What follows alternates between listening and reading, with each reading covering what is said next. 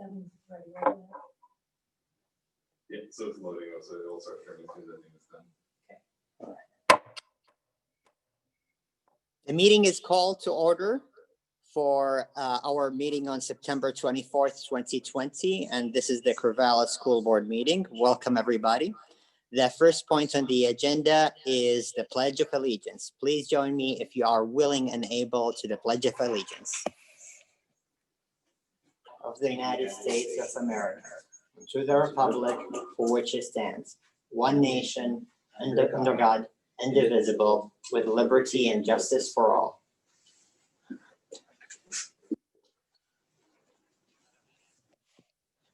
Welcome, everybody, and thank you for coming. I want to start with welcoming everyone who joined us. With that, I'll hand it into the team and the staff regarding the Equity Transformation Plan. I understand we have really exciting news and exciting work that we will be learning about. So, Ryan? Yeah, just to do a sound check, can people hear me? Okay, great. We're working off of an iPad on the other side of the room, so I just wanted to make sure that you were able to hear me okay. So this is, we've invited Kristen Miles to be back with us tonight as we continue our OSBA board development work. And so when we met in retreat back in August, we spent some time talking about our equity work as well as community engagement. And then we also had a conversation around policy development on a policy, let me try to say that one more time, a policy on policy development. And so those three things are in some ways are intermeshed and interweaved as we think about our work in our school district. And so what we've asked is for Kristen and Marcianne to come to this meeting and 2 more meetings, and to talk about our equity work and our equity transformation plan and the 4 pillars of that plan. And with the intent that after we've spent time together working, that at the 3rd meeting, we'll revise that equity plan that was adopted in my first year as superintendent. So sort of the through line is a continued focus on equity, understanding how our work is impacted and supported through community engagement, and finally, the board work of revising policy. And so that's our intention for the year. And again, it's an opportunity for Kristen to come back and provide board development, for Marcianne to highlight the equity work that's happening throughout our school district. And also tonight, with the pillar focused on community and family engagement, to hear from staff and students and family members who have been working with us along the way as part of our DELT team, our Delta, and SAFE. So again, thank you to all of you for being with us tonight. And with that, I'm going to turn it over to Kristen and Marcianne to lead this agenda topic.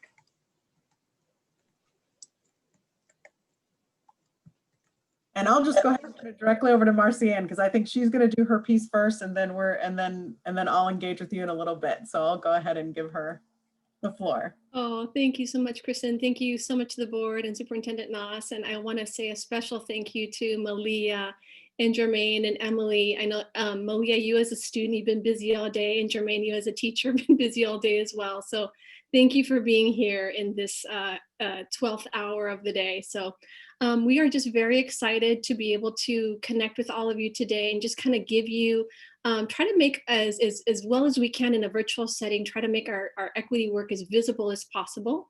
And so today we wanted to, and I know that the board, in the board packet, you had some information about our equity transformational plan. And I'm hoping that Lindsay could just show us the quick visual just for you to see the visual that we're going to be working off of today. We'll probably just show that for about a minute so you can take a look.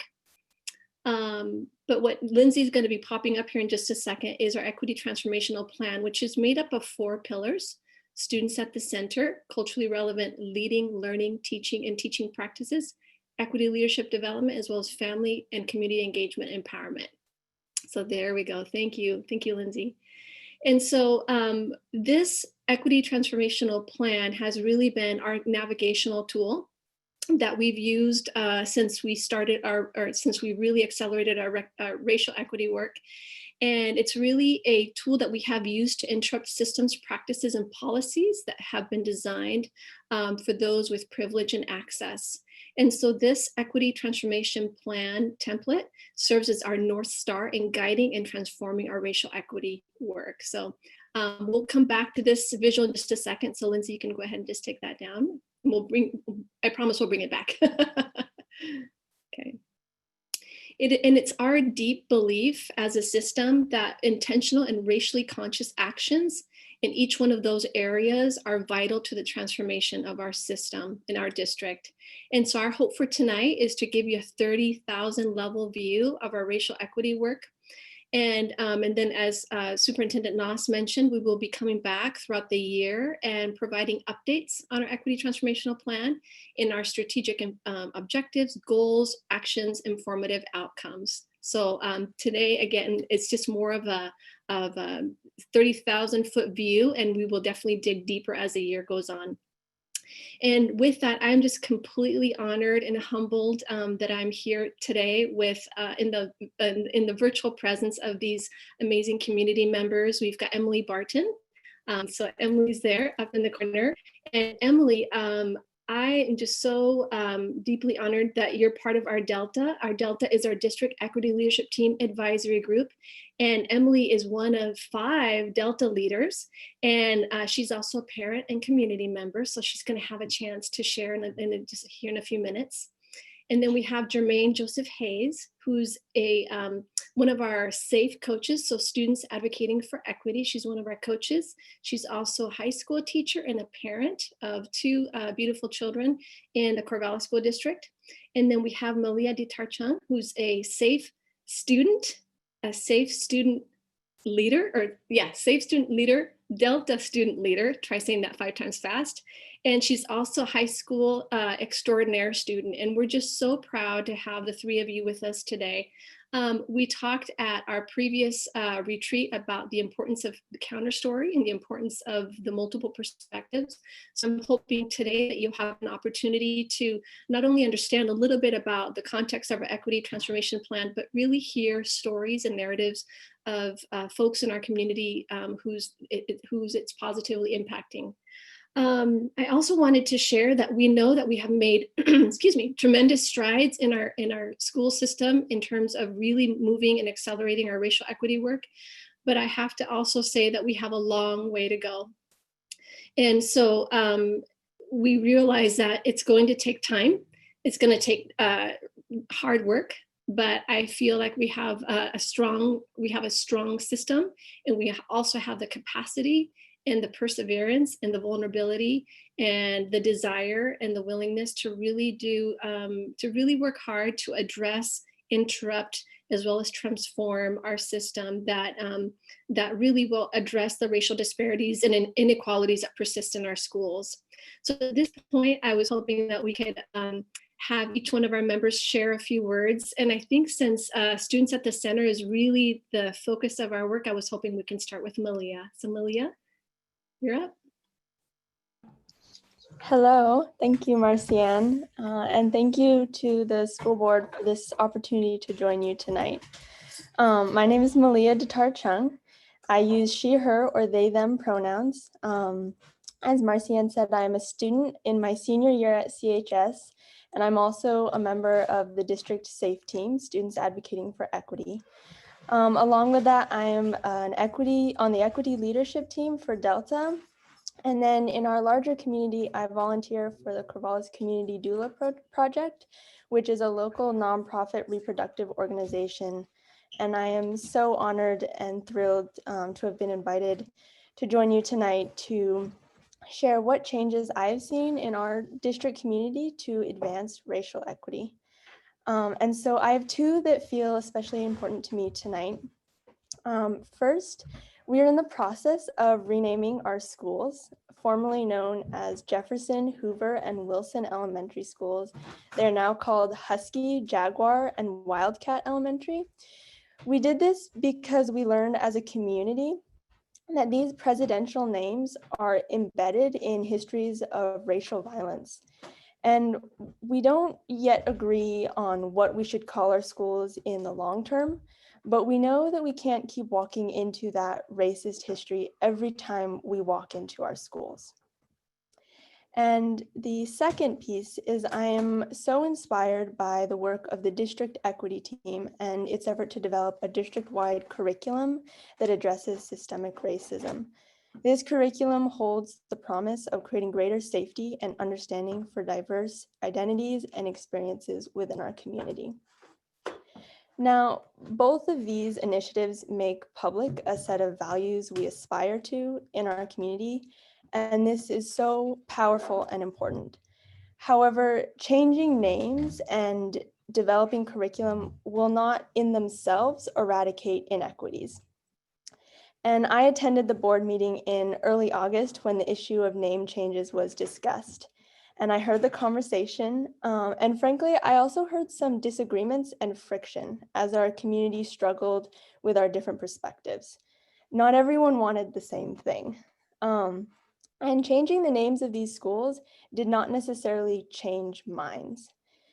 Nevertheless, the decision to go forward with the name changes was an important and public statement of our values of inclusion and diversity. The renaming creates a new identity and welcome for more of us who are here.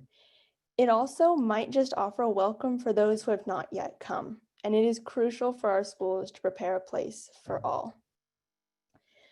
Now, the deeper work of changing our institutions is still to be done, and that kind of meaningful change takes time, centuries, even many generations. We are not the first to tackle issues of racial inequity, and nor are we alone. Only 2 hours away in Portland, Oregon, Portland, Oregon is the center of the Black Lives Matter movement, perhaps the most successful and sustained protest movement against racial injustice of my generation. This protest is a loud conversation. It's messy, it's often painful, but we need to do it. And I believe both renaming our schools and developing equity lessons have first and foremost created platforms for conversation. And this is a powerful first step in advancing racial equity. So I want to close with a student-led project. This past spring, the SAFE team created a fantastic shout out of thanks video, and it thanks teachers and administrators. And this video is a great way to show how students are experiencing these district efforts that we are talking about tonight. I'm so proud of this district for giving space to the voices of students, faculty, staff, administrators, and community members as we confront our challenges. I hope we will keep coming back to the conversation table. We must, because change is coming and we are a generation that has tenacity, energy, integrity, and we have compassion. We need to keep digging deeper into these commitments, and this right here is one of our conversation tables. So I want to thank you for having me tonight. Thank you, Wow. Malia. Appreciate it. I wish we could all give you a standing ovation, Malia. You give me hope. You give us hope, and you're our inspiration. Thank you so much. Thank you so much. So our next pillar is culturally relevant leading and learning and teaching practices. And I'd like to hand it over to Jermaine. Hello, so thanks for the time. Hi, Malia. Seeing her in this space makes me miss all of my SAFE students so much because we're so apart in this new virtual space. So as Marcianne mentioned a little bit earlier, I do wear, I guess, 3 relevant hats to this conversation. I am the mentor for the SAFE team at Corvallis High School, and this is my 3rd year of doing that. This is actually my 4th year in the district. I'm also a mom. My daughters attend Garfield Elementary School, and I'm also a teacher. So usually I teach at Corvallis High School, and this year I'm working with Corvallis online. So I guess the hat I'm going to wear, since Malia already spoke about SAFE, I'll wear the teacher hat. and just share a little bit about some of the positive things I've seen happen with teachers at Corvallis High School primarily, but also across the district. So I don't know if the board is aware of this, but over the summer, over 70 teachers from across the district took part in a racial equity book study. And I have to give major kudos to Isley Dumble, who is the racial equity TOSA, that stands for Teacher on Special Assignment at Sheldon Middle School. So she conceived the book study and she led it. And we actually didn't even expect that we would have maybe over 20 teachers. But I think the events of the past few months has seemed to ignite something in many teachers who were able to tune out, primarily white teachers, because as a Black woman, I cannot tune out, right? And I think any person of color would probably say the same thing. So out of this book club, what I have seen is that we are having conversations that have not happened before. Hard, honest, real conversations about the inequities that we see in the classroom every day, and people have shared a lot of personal experiences that they've had in the district. Two of the major things that I feel have come out of the book study is that teacher-led initiatives, two major ones. We at Corvallis High School and also at Crescent Valley met with our administrators and said, listen, the creation of this racial equity TOSA position at Sheldon has done a great deal to shift the culture in that school. We would love to have one at Corvallis High School. We would love to have one actually at every school. So out of this book study, this teacher-led initiative resulted in two racial equity TOSAs being created at two of our high schools, at Crescent Valley and at Corvallis High School. Not only that, the racial equity team that had fallen dormant, if you will, at Corvallis High School for, I'm not sure what the reasons were, has now been re-energized. And we are working, we have several staff and certified and classified staff who are part of the team. And we are starting to have a lot of the difficult conversations that need to be had in all of our buildings about racial justice, racial inequities. So I feel like that keeps me hopeful that there can be some meaningful change that can take place.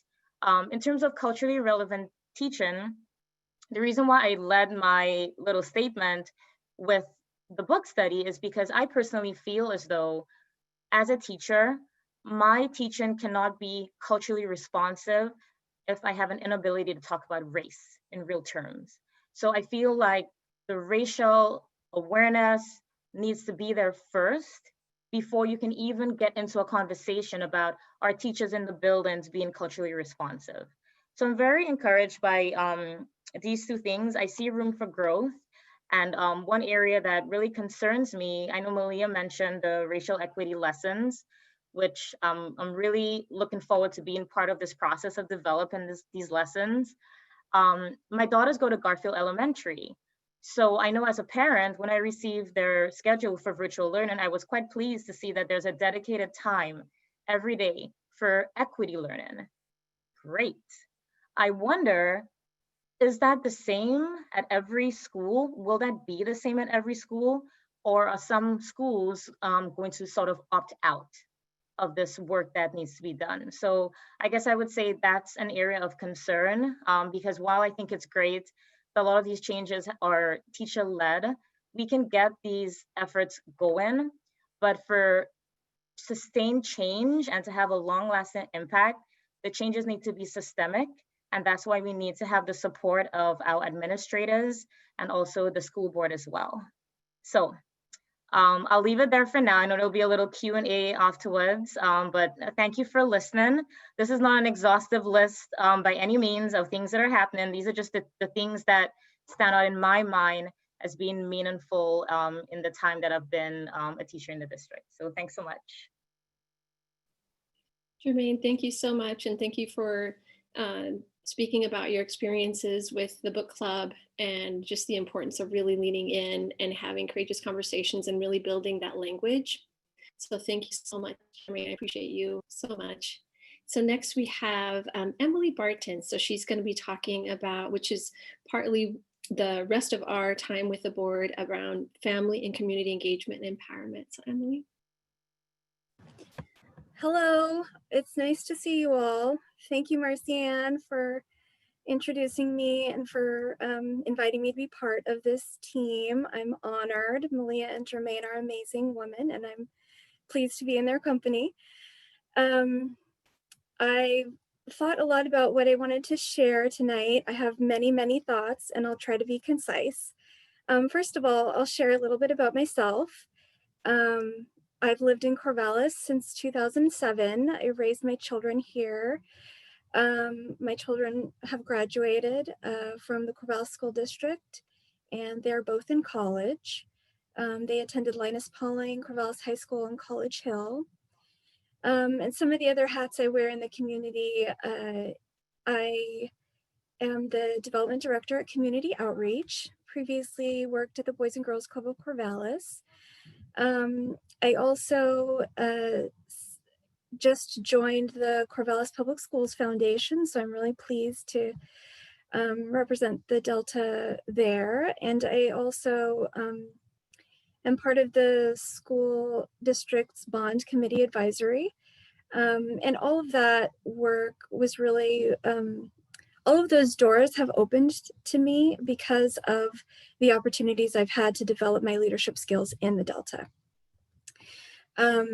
So I wanted to share a little bit about the Delta work itself. It's really a great way that the school district has created for the district leaders to commune with the parents and the students and to practice the racial equity protocol that we've learned in Beyond Diversity. There's so many aspects to that training, and getting practice in it is pretty tough because it takes a lot of courage, it takes a lot of vulnerability. And to have a safe space where we can all engage in that has been very meaningful to me. And it has been very meaningful for me to see how deeply the school district leaders engage with the protocol. I know it's hard to hear us talk about all of the experiences that our children have had in the district. Many of them are really heartbreaking. And I think as humans, the temptation is to just fix it, just put something nice on there, or say, let people know, what's coming up or what's taking place. But one of the tenets of the Beyond Diversity protocol is that we accept non-closure. And that's a hard one. It's one of the hardest. And what I see in the district leaders is that they've learned to listen. And that is the first step. That is the first step of making all of this positive change. And when I hear, Malia talk about the future, it gets me excited. And when I hear Jermaine and her work as a teacher, it gets me excited. And when I come to the board, the school board, and I see, advocates like Marcianne and Kristen Miles doing the work here, I'm really excited. And I'm excited about the change of the names in the school district as well, or the buildings, the elementary buildings. So I wanted to give just a brief update also about what the Delta leaders have been up to and what our plans are like for the coming school year. We all came together, like Marcianne said, and we had a get together to talk about what we're gonna do in the next year. And I think because we've had such transformative experiences on Delta, we want to open that experience to more parents, and we want to bring in more perspectives. So one of the areas we've decided to focus on is recruitment. So we all worked together to create a letter that's going to be translated into multiple languages so that we can bring more parents into the Delta and they can learn to advocate for their students in a way that will make positive change happen. I know that it can feel as a parent like there's a big system and you're just one little tiny knock on the door. And that doesn't always feel like progress. So when you're given tools, or when I'm given tools, and when I'm given, the opportunity to speak and the opportunity to shape the future, it feels like the system is truly being dismantled and that it is being rebuilt in the ways that will support all students, including the students who are Black, Indigenous, and students of color. So I just want to thank the district, and I want to thank the school board for supporting this racial equity work and for continuing to support it in the future. It's very important, relevant, and I think that especially in this time during the pandemic and during all of the social and racial upheaval, it's never been more clear that A, trauma affects learning, and B, that communities of color suffer disproportionately from the situations that are arising in our society, from the inequities that are in our society. So I think that, you know, taking that into, putting that at the forefront of our transformation, of the transformation that the school is undergoing because of the pandemic, I think that that gives me hope that when we rebuild the systems, that they will be created for everyone.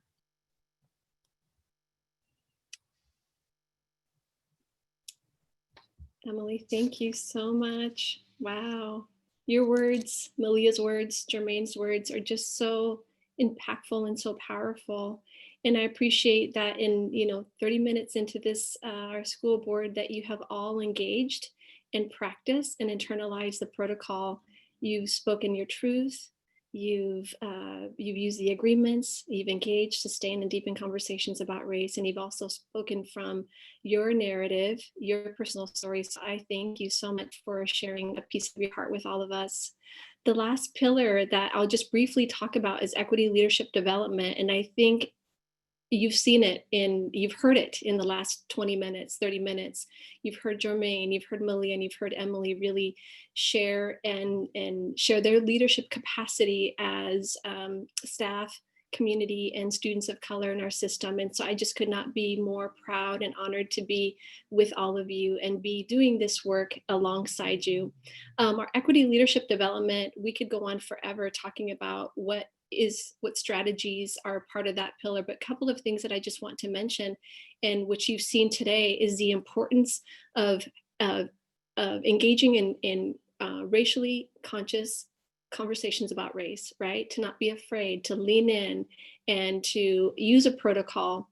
And one of the things that we've worked really hard as a system is to not allow to opt out of the protocol, right? Because as we know, sometimes without a protocol, without agreements and conditions, it's really easy to detour and to talk about other things. And so we have really encouraged and our administrators and our teachers and our staff to really engage using the protocol, because with the protocol, then you can have interracial and interracial conversations about race.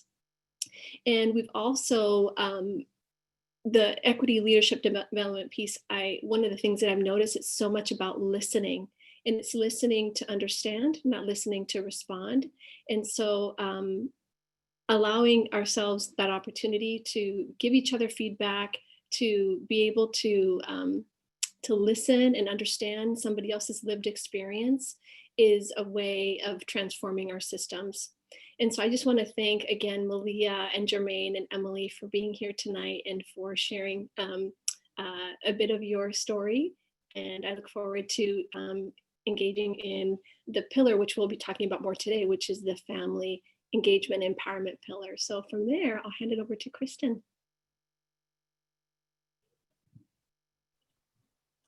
Thank you.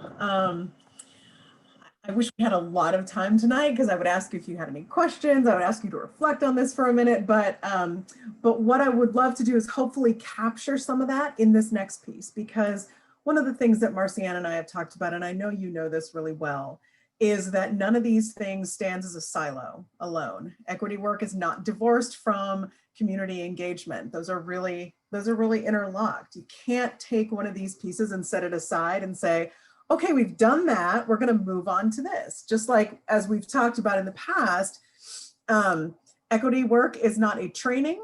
It's not a program. If you haven't embedded it in all layers of what you do, not really doing it. And I know that this group knows that and believes that. So I'm wondering if we could bring up that slide that had the pillars again with the questions on it. And Lindsay, if you don't have that immediately available, I do, and I can share my screen. Awesome. Thank you.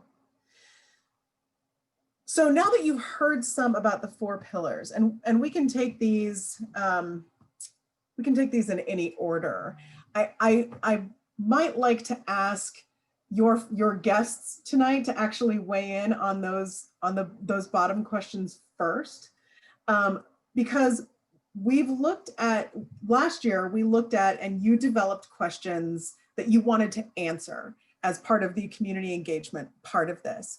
And I want you to consider those questions through the lens of these 4 pillars, having heard from students, staff, and parents tonight. What is the board's role in engaging the community? And particularly through students at the center, equity leadership development, culturally relevant leading and learning, and then obviously we're talking about family and community engagement. You wanted to ask yourselves, what modalities can and should the board use to engage the public? You wanted to discuss what opportunities currently exist to engage with the board. And one thing I added, because I've heard you talk about this a lot, is, and it's just been bits and just, you know, little sentences here and there, but I have heard you describe yourselves as inaccessible. And I'm gonna ask you to really define what you mean by that. Because as a listener, I could interpret that as there aren't sufficient modalities, that there are systems in place that keep you inaccessible as a technical thing from the public, or are you describing how you come across? Are you describing the perception that the community has of you? Is there some perception there that you are intimidating? I'm asking these questions. I'm not saying these are the things. This could be a both and, it could be either or, but I'm going to ask you to have that conversation. But I would also like to ask your guests, and I think it would maybe be helpful to have them reflect on this first. And I'm not going to ask anybody specifically. Any one of them can answer any of these. So just weigh in as you see fit. What opportunities do you know of that currently exist to engage with the board, or that do you believe are there? How accessible are these opportunities? How accessible is the board? And in your opinion, what modalities can and should the board use to engage the community? So I'll just put those there. And I know that Emily, Malia, and Jermaine, I believe, have seen these before now. So we're not just throwing them up on the screen, but we like to be prepared. So I'll just ask any of you to weigh in on any of those if you wouldn't mind.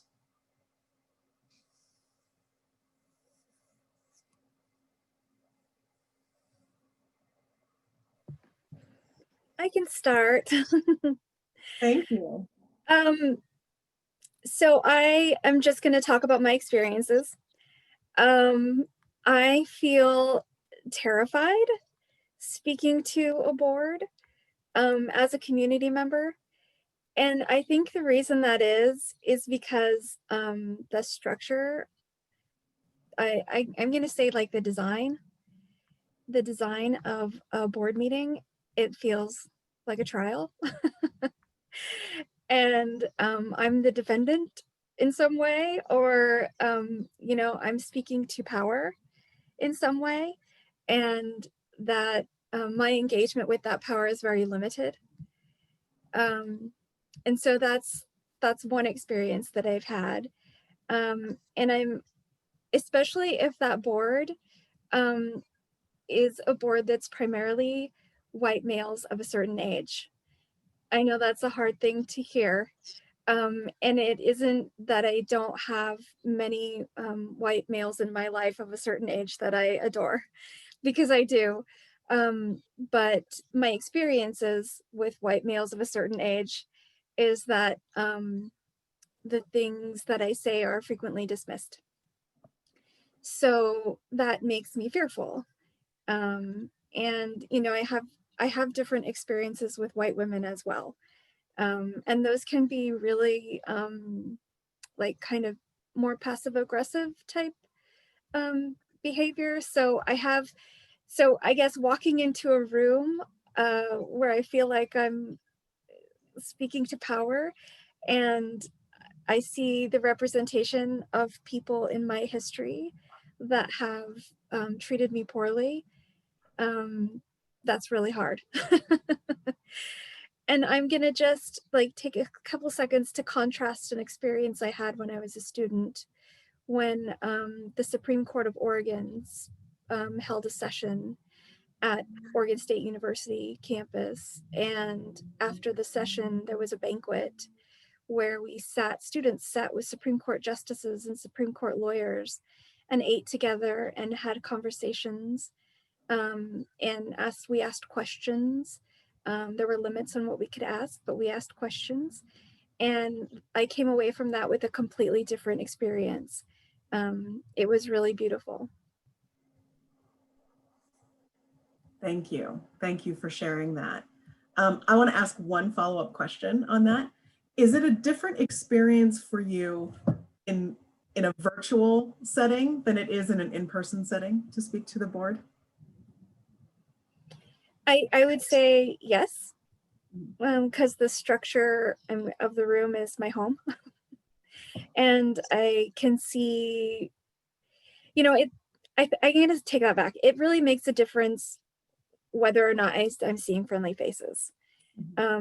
Because I know that I can see myself represented on the school board. I know that there are, you know, people who understand my experiences on the school board.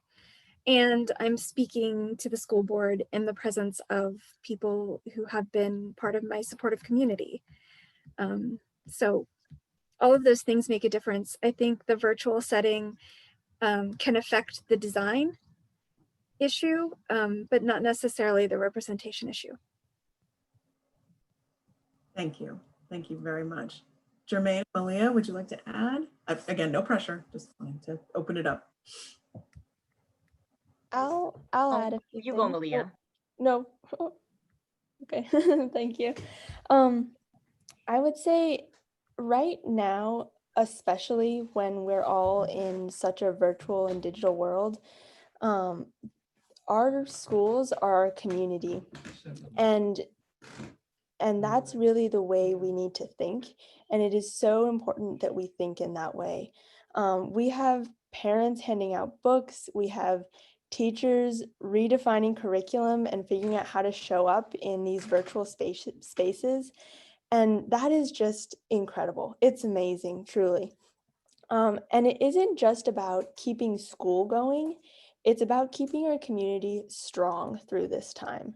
And the more the board can understand the identity of our schools as located in community, I believe the stronger we will be as a community coming out of this really challenging time.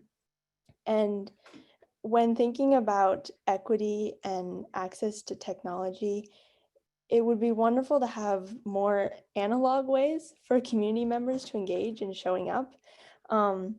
And I think in many ways it depends on what the board is engaging with the community about.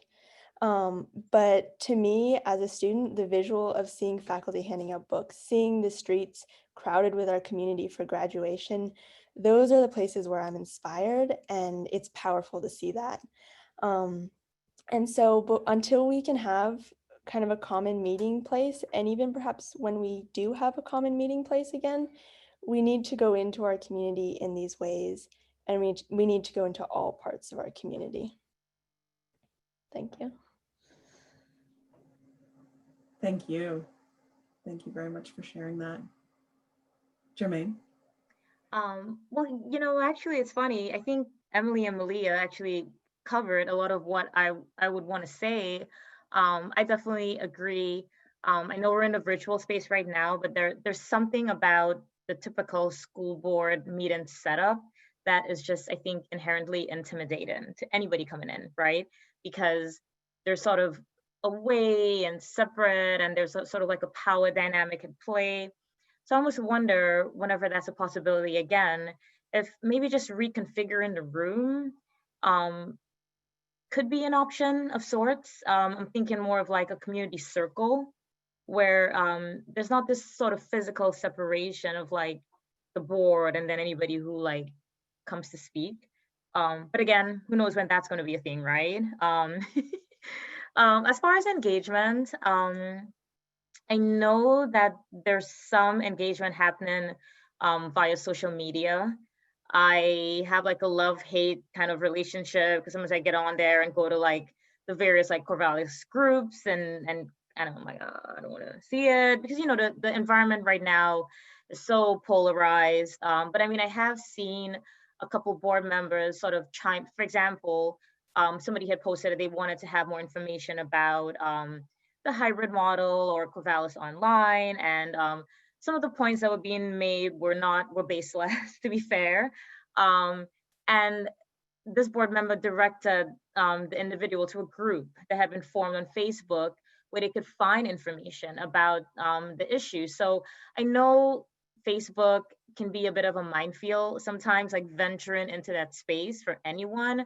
But the reality is, a lot of community members who may not be able to send an email or feel comfortable sending an email are on Facebook. So I guess that's one thing that I saw that I thought was encouraging, because that person was able to join this group and get the information that they needed. So I don't know how much of that is being done, but I just think it's one of the modalities that probably needs to be explored and perhaps expanded. Because I think a lot of more people could have access in that way, because the reality is a lot of people are not going to send an email. You think about access and privilege, there's certain parents that would be the ones emailing, and certain parents that would feel like they don't have a voice, they don't have a seat at the table. So that's what I was kind of going to add. But I think all the points raised so far are great ones that I agree with. Thank you. Anything else on any of these questions that the three of you would like to add? Okay. So just in the interest of being able to see everybody at once, let's take the slide down for now. I can read the questions out. I've got them in front of me. And you've seen them. That's better. I mean, I love looking at, you know, something projected, but it's nice to be able to see everybody. So I'm gonna open this up to the board to reflect on what you've heard from your guests tonight, from your community members, and then the questions that you wanted to answer and the questions that they just answered for you from their perspective. And I'm going to repeat those to you, and we can always go back to them. What is the board's role in engaging the community? What modalities can and should the board use to engage the public? What opportunities currently exist to engage with the board? And what does the board mean when it describes itself as inaccessible? So those questions are before you, and you have community members here. What are your thoughts right now? Let me ask you that.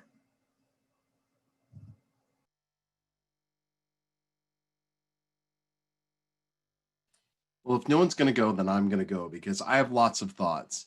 So I haven't been looking at Zoom. I've been looking at my notes because I've been writing the whole time. I just want to say thank you.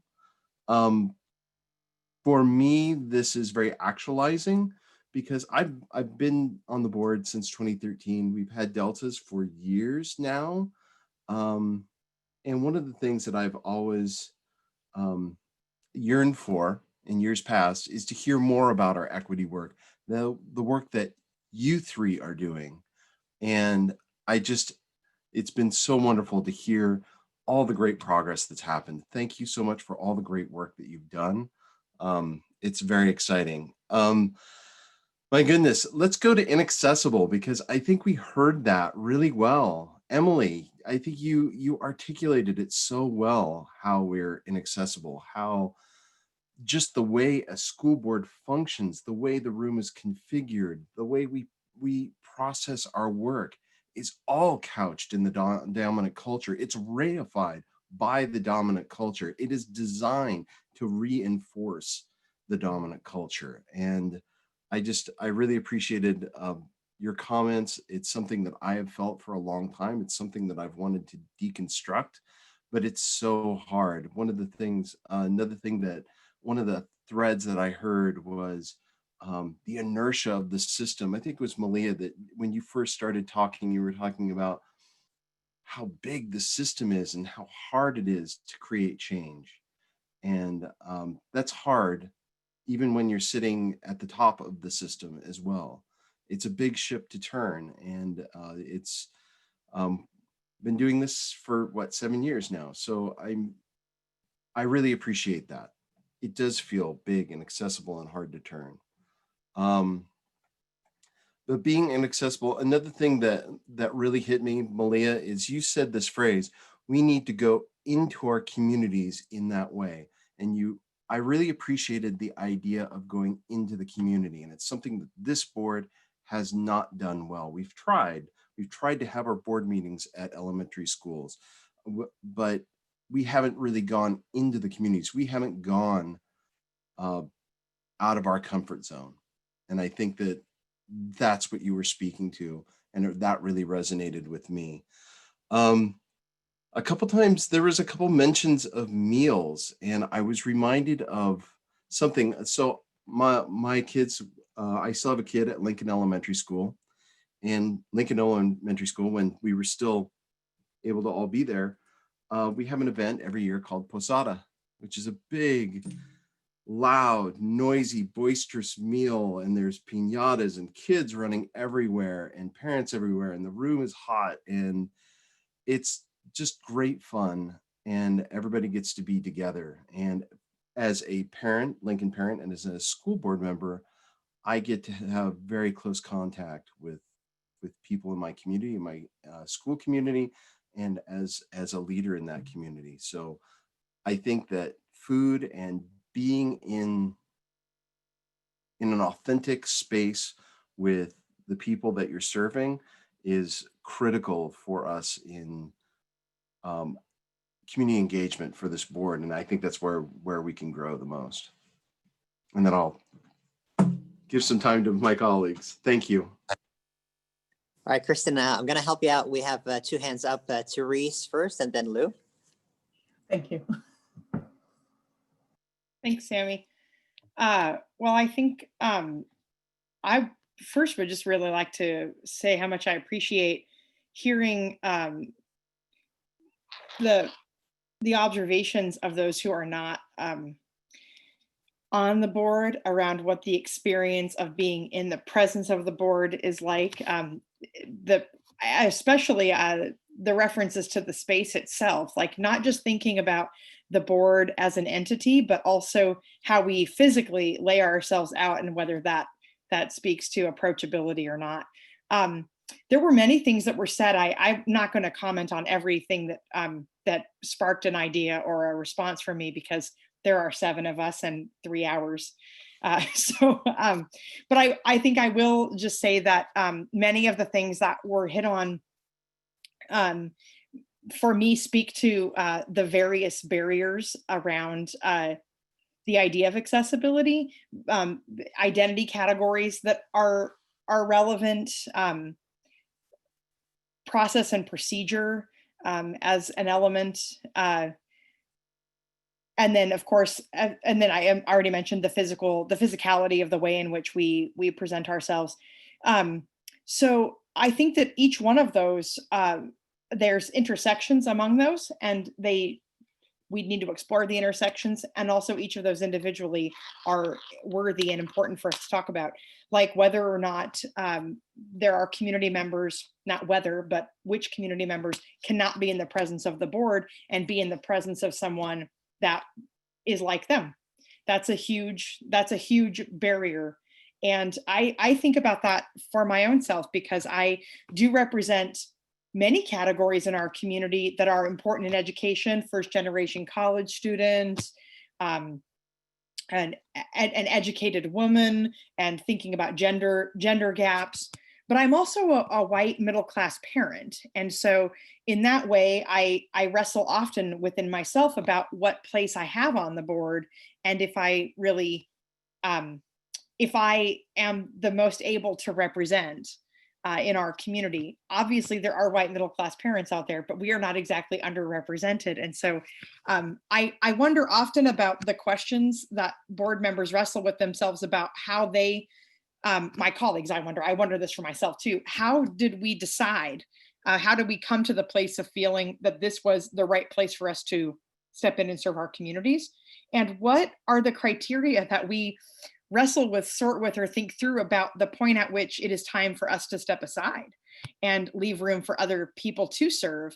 And I feel like one of the things that I'm the most curious about within my colleagues and past people who have served in the board as well, is what was the point at which it became clear to you that you shouldn't do that? And should we maybe be stepping aside before it feels clear to us that we should take that step, when it still feels like we are letting go of something rather than setting aside something that we've outgrown? And so I don't know, these are just things I think about in terms of accessibility, that, you know, becoming comfortable, settling in, and feeling a sense of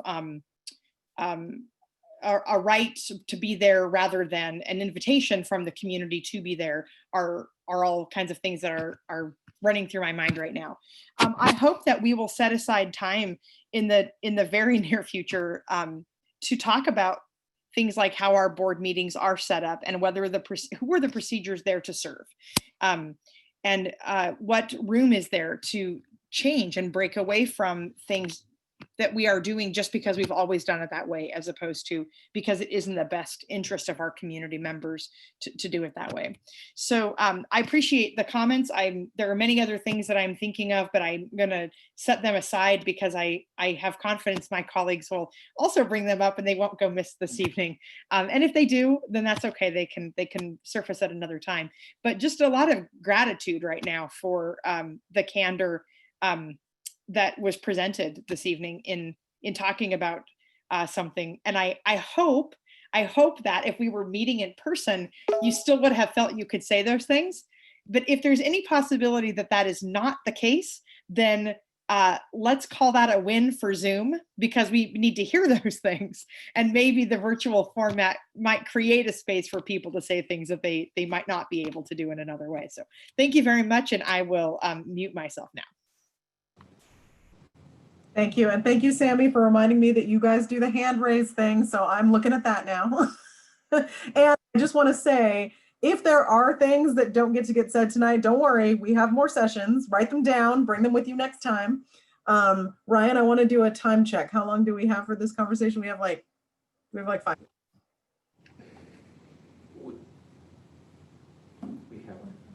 Yeah. Okay.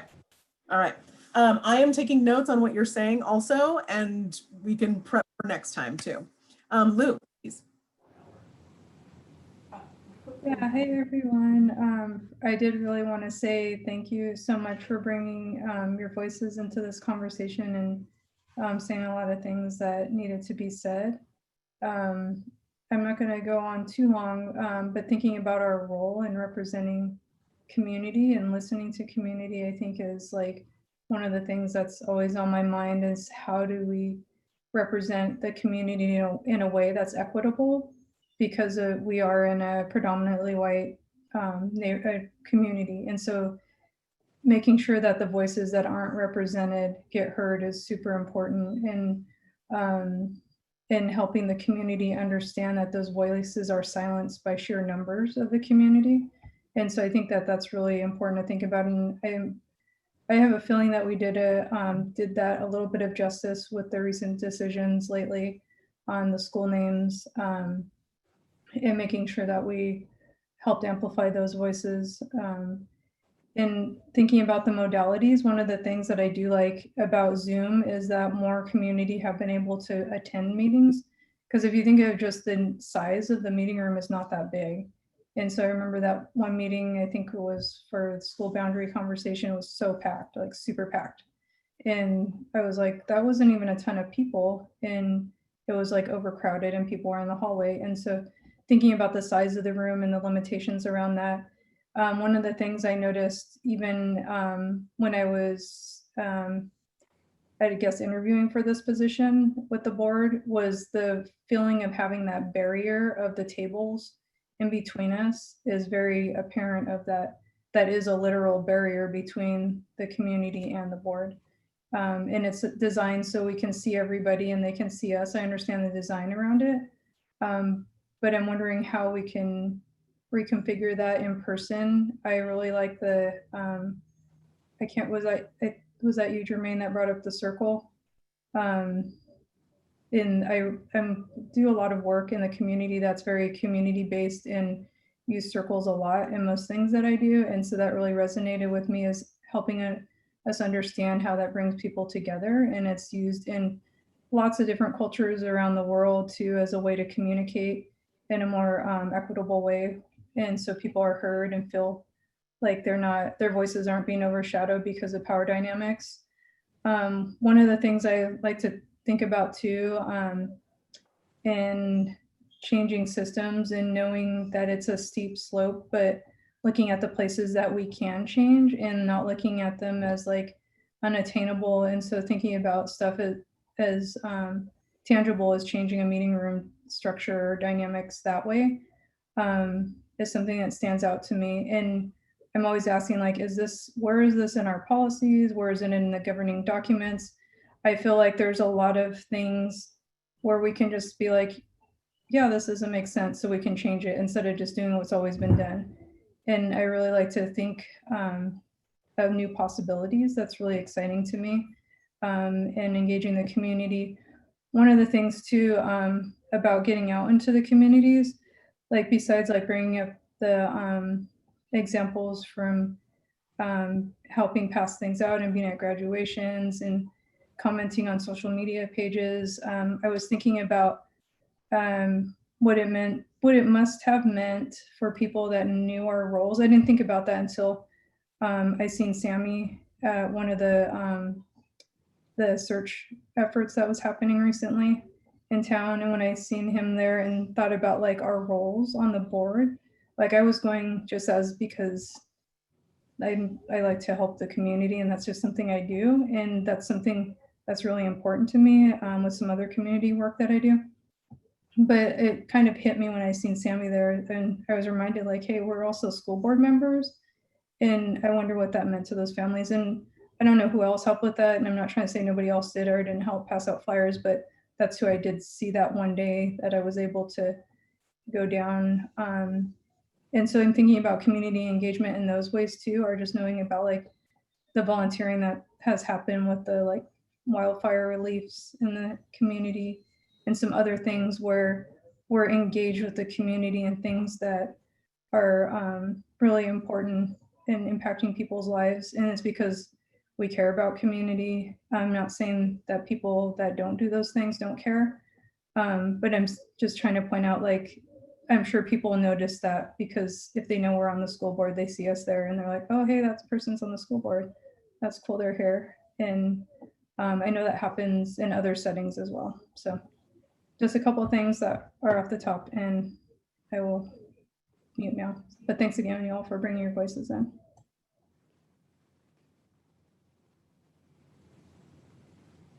Okay, I know we're at time. Sarah has her hand up. Do we have time for one more? Just like a 2-minute. Okay, thank you, Sarah.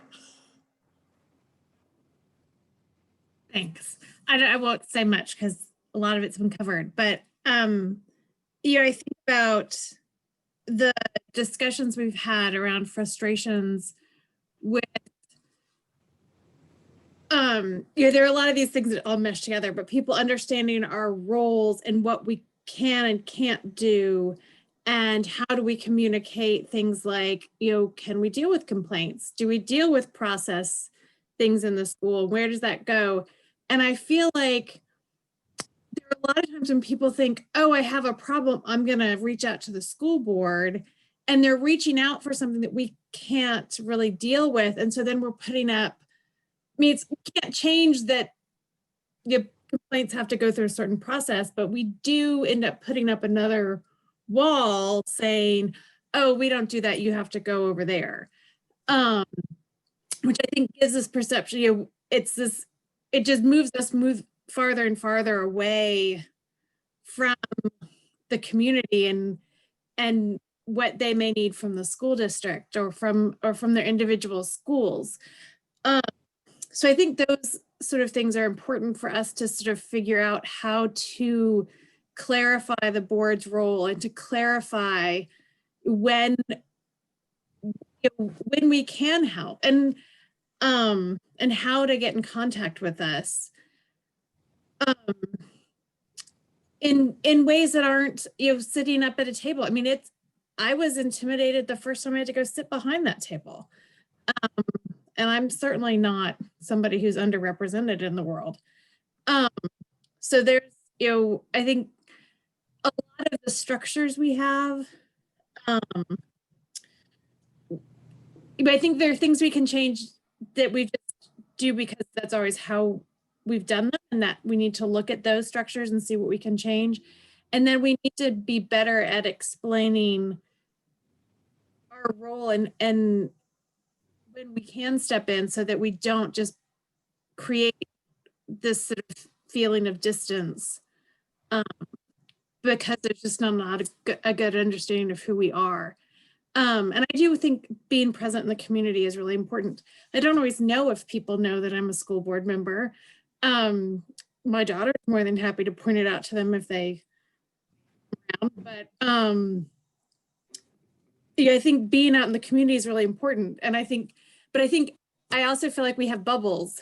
And I feel like right now our bubbles are even smaller because I used to have a lot of conversations like at school pickup with parents at Garfield and would hear about things and concerns and just sort of get a pulse for what was going on, or at, you know, sporting events or things like that. And without those things going on, we have less opportunity to be out where we can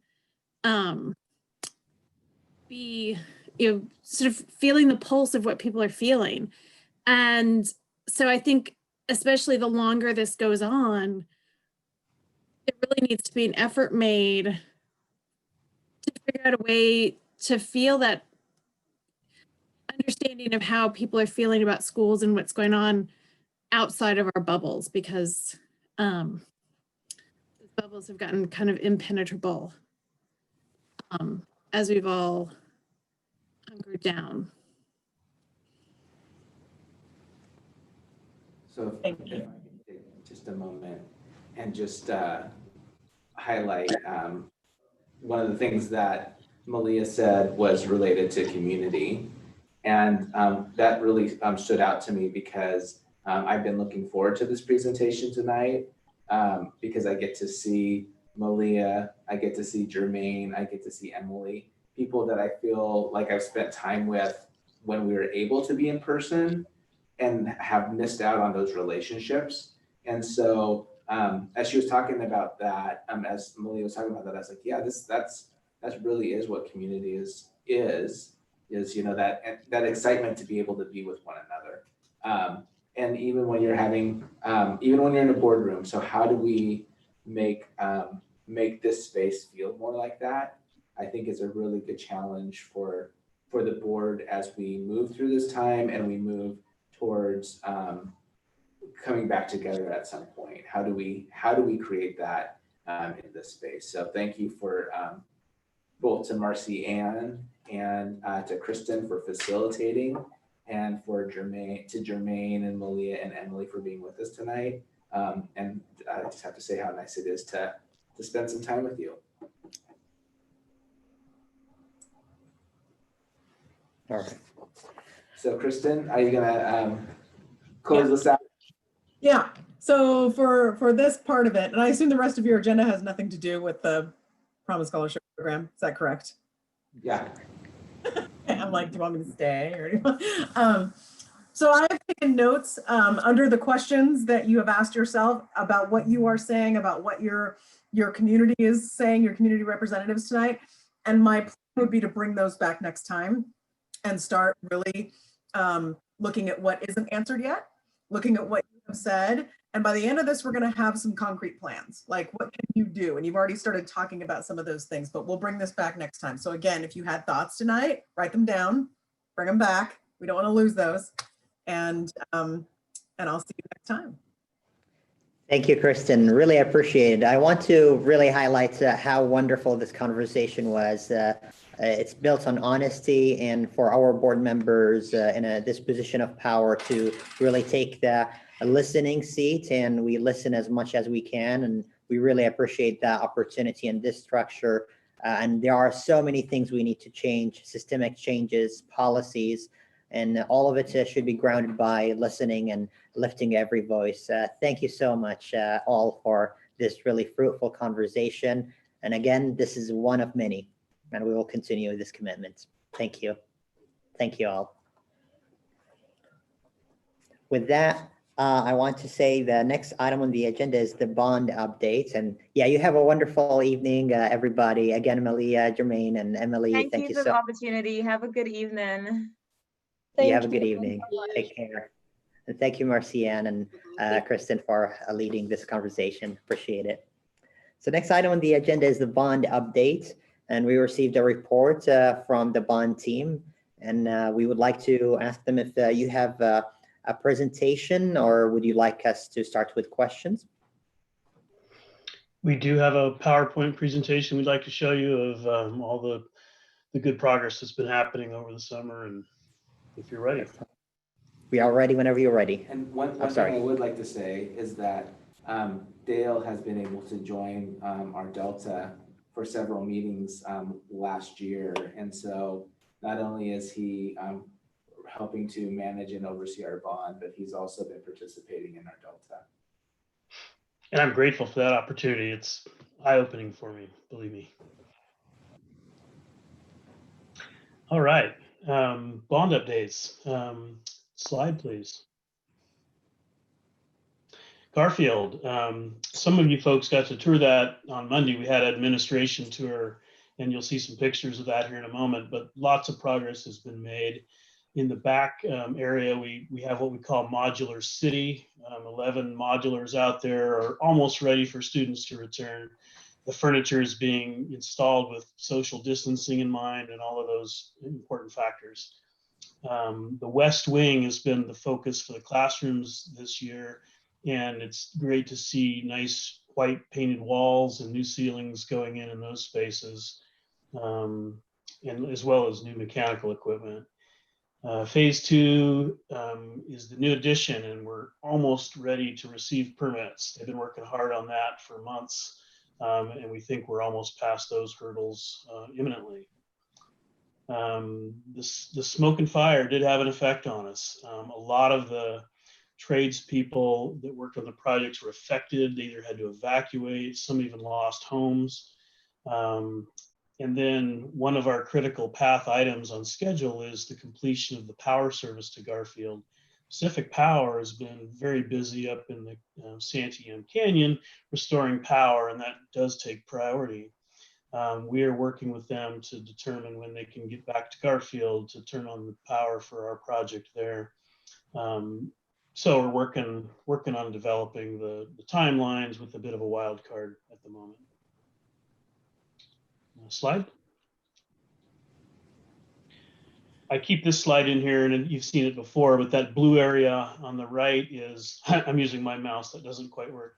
The blue area on the right is the new addition, and the picture on the left is inside the new addition on our tour from Monday. This is the new admin area, basically. And slide, please. And in the upper left, you see a close-up of Claudia and Lee from Garfield getting a tour. That's Kim showing them an aspect of the wall framing. So the big picture is probably the most exciting aspect in this slideshow, and that's the development of the new south parking lot. What you see there is the curbs almost done. The crew in the background is laying the raised crosswalk, which is kind of a speed table to slow down traffic so that the children can walk across this driveway, safely. There's also the picture is taken from basically a 10 to 12 foot wide walkway that goes across the front of the entire school, kind of a transit mall, if you will, for pedestrians and bikes to get in and out safely. Slide. On the left, you'll see the west wing. That's the corridor that used to be dark, had dark paneling on it. It had a low ceiling. The new work enabled us to replace that ductwork and raise things up. And the ceiling will be about a foot higher than it was. It won't feel nearly as claustrophobic, and it'll be far brighter. You'll notice the concrete slab that they're standing on. In next year's work, that will be polished concrete. For this school year, it will be just a slab, just concrete. It'll be clean and shiny, but it'll just be concrete. Mechanical rooms, always interesting to contractor types like me. Hot water heaters on the left, and then the right picture is the two new boilers, all highly efficient. Lower right corner, you can see the tour group entering the building, but I show that picture because it also shows a roofer up there doing his work. Slide. And here's an exciting slide that I don't think you folks have seen before. This is the color selections for Garfield, some of which are already being installed. I'll let you absorb that one for a moment.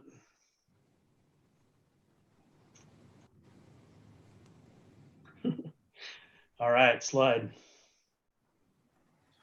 Lincoln. First the bullets. Utility work on Viewmont is complete, and that road is repaved over the trenches that we created. Structural steel is going up. You'll see that in a moment. The county health clinic steel is up, and the wood framing is starting soon. They're going to pour a slab. I think it's on Saturday, if I recall, for the health clinic. That's about 4,000 square feet, by the way, which is about twice as big as it was before. This job, like the others, in this case, lost about a week and a half to the smoke and fires. Also, the wind shut down the crane. They can't do steel erection in high wind conditions. Oh, and I also remember hearing about a lightning shutdown for the same reason. So, slide, please. And here's where the really exciting shots occur. The left does show a column going up during the smoke we had. OSHA guidelines really prohibited crews from working in the really bad conditions. That one was probably borderline or on the way out. So that did have an effect. On the right, you'll see in the foreground the plumbing for the new bigger bathroom set near the gym in the music room area. And then in the background is the new building. That's the West Wing. Slide, please. These shots show just some technical aspects of the steel erection. On the left, if you look really close, you'll see some yellow tape and you'll see cables crisscrossing. Again, that's kind of a construction interest that I thought I'd share. The steel erection company has to rack and align the building very carefully to get perfectly vertical, and they get it down to within 1/8 of an inch, and amazing tolerances in this big clunky steel. So that's kind of exciting, at least for me. On the left picture, you can see the gap, and then on the right picture, you can see an iron worker up there placing that last truss in that wider slot. So these guys are experienced experts with good balance. Are tied off, by the way, so they have harnesses. So they are following OSHA. Kim, your audio is a little tough, Kim. Yeah. Okay. Who's talking? Please, Kim. Slide, please. She may want to go out. And there's the color board for Lincoln, also pretty exciting stuff.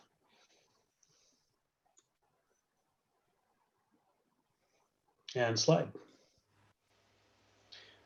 Husky Elementary, the modulars are fully ready to go there. You'll see excavations and concrete formwork going up, and our building permits are very close. We're probably within a couple weeks, that'll allow pouring concrete and to do the public improvements work that's out in the street, basically. And this job also was shut down since it's all exterior work. Everybody was directly exposed to that smoke, and it was just not feasible. Slide, please. There's the modulars. You may have seen that in an earlier report, written report. Slide.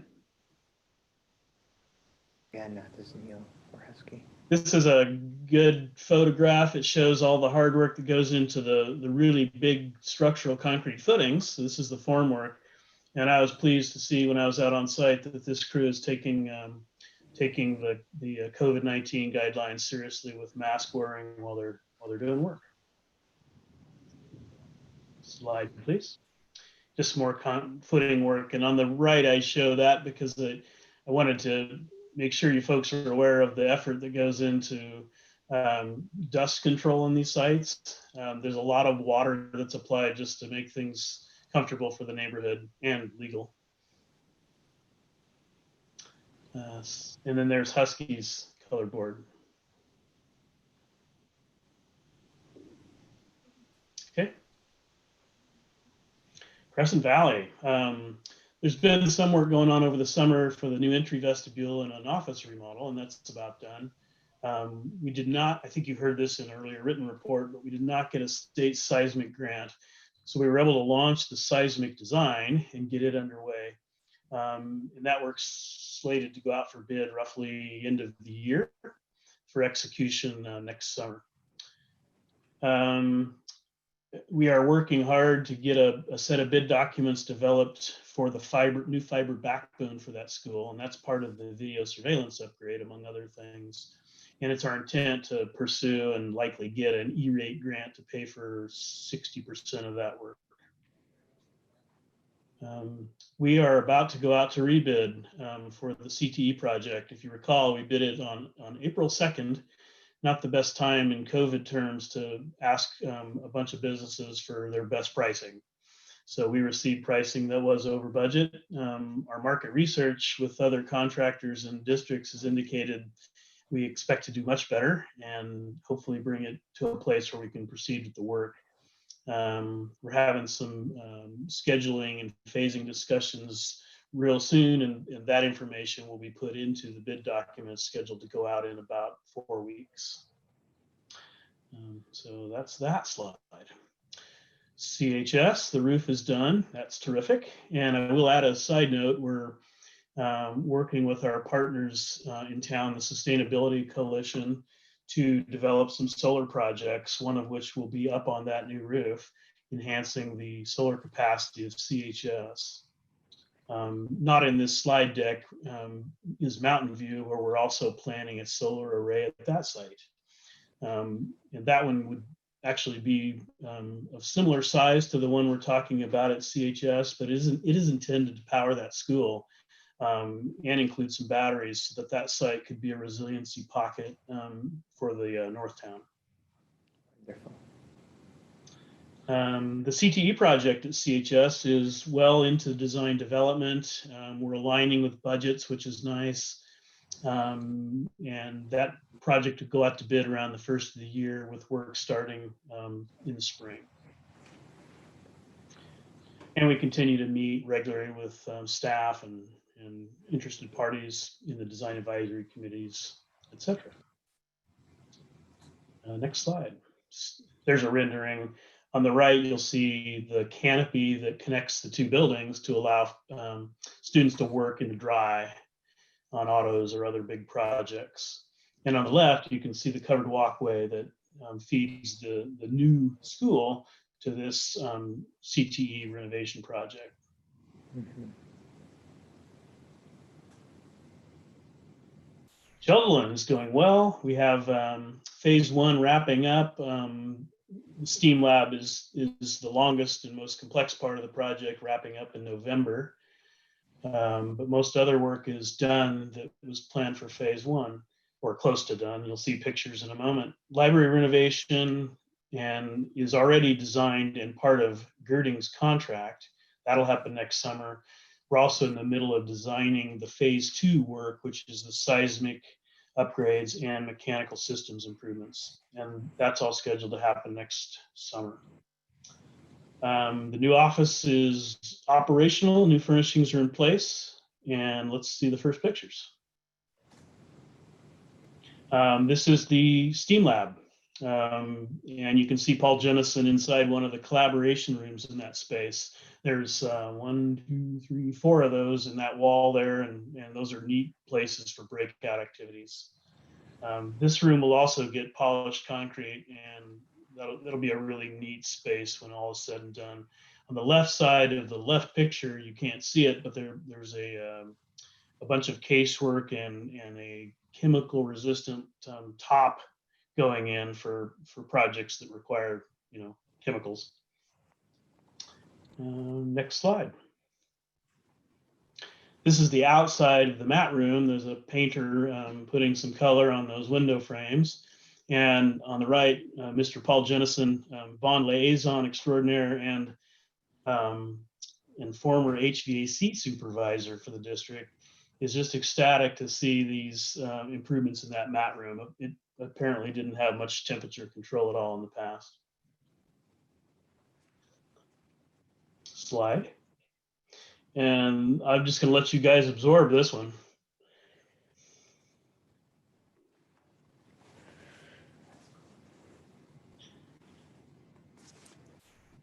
It's pretty exciting. I just want to highlight, Dale, for anyone who's watching this for the first time, why this is really exciting. It's single stall restrooms, consistent with our policies to give students safety and privacy, and also increase adult supervision. So this is wonderful to see this coming to fruition.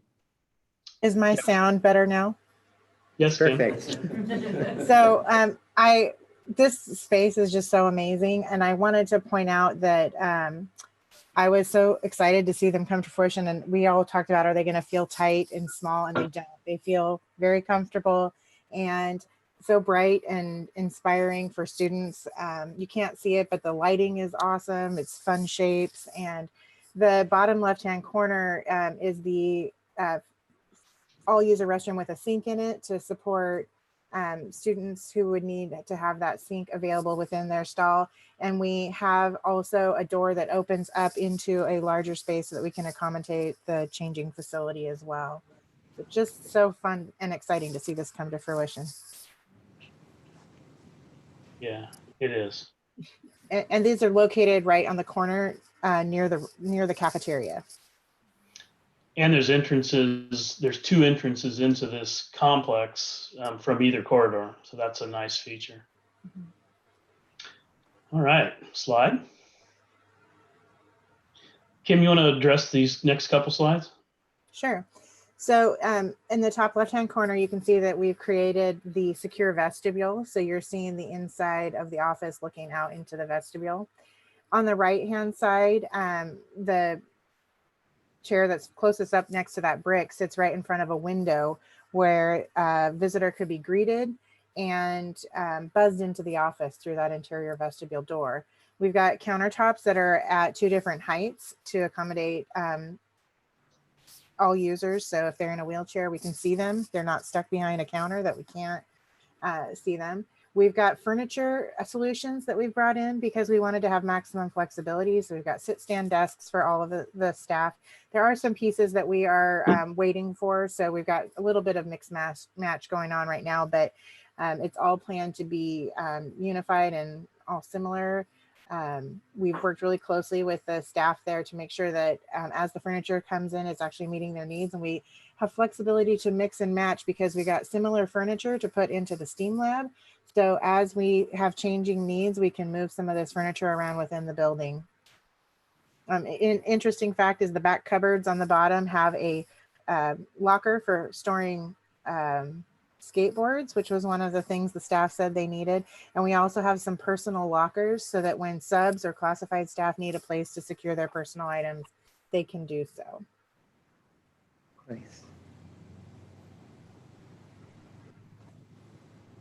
And this is the cafeteria.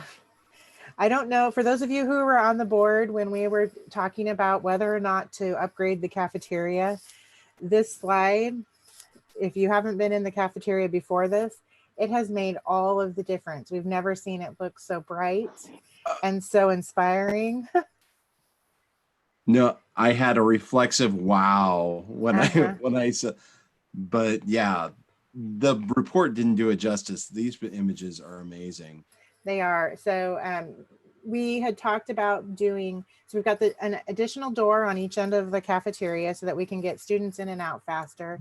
And we removed the darker colors that were on the ceiling, and it just has made a lot of difference. The bright colors is just going to be a game changer for our students. So next slide. And I'm going to pass it back to you, Dale. Okay, so the Jaguar, Adams, and Wildcat projects were just past the design development stage, which is really the point where we really quit making changes to the design. I mean, we're going to continue to tweak it all the way through, but in general, things are really stable now so that the architects can focus on completing the drawings that we need to use for construction and bidding purposes. And as I mentioned earlier, we are working with our general contractor, Fortis, to work on phasing and scheduling plans.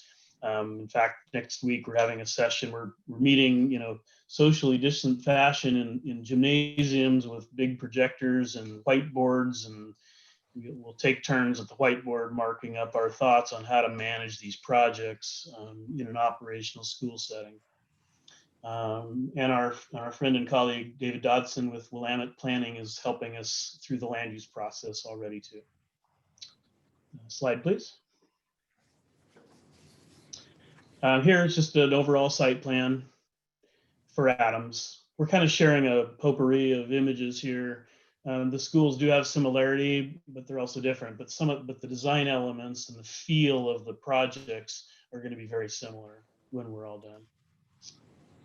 Slide, please. Interior shot from Wildcat School, art and science area. And the library. And the library. Oh, yep. And then slide, please, and we'll see Jaguar. This is representative of how the cafeteria additions, kind of blend into the facility, and the architects are taking great pains to make sure that the additions don't look like they're just scabbed on. They look like they belong there. So I think that might be our last slide. Any questions? So before we go to questions, just to sort of highlight, I think if a district was undergoing any one of these projects, they would come and provide a report to you on it with a lot of excitement and anticipation. And just as you think about the scope of work that's happening across the district, and I've said this before, but just how incredible it is to see so many spaces being improved, enhanced, recreated for our kids. I had the opportunity to do a tour during the summer, and we talked about the conversation we had about light refresh and what the definition of that really was. And then you see some of those pictures from Garfield, and you think that's more than a light refresh. That's creating new.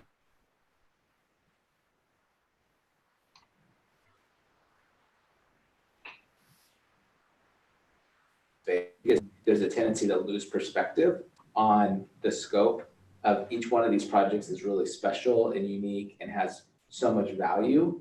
We just are happening to do 12 of them over a period of 4 years. So again, just tons of excitement and appreciation for the work that's happening. So now I guess we can go to questions, but I just had to, I had to add that part because that's, it's just really phenomenal. Wonderful. Go ahead, Kim. I just wanted to put out there also that the appreciation for our school admin teams, because this work that's happening in their schools is not without a huge toll on the principal, the office manager, all the teachers. And we've been going through some really different times, right? With it's requiring a lot from everybody. And for the principals at these schools, it's a lot more. So I just want to mention that and share my appreciation for their involvement and for their collaboration and their patience as we work through these. Indeed. Thank you.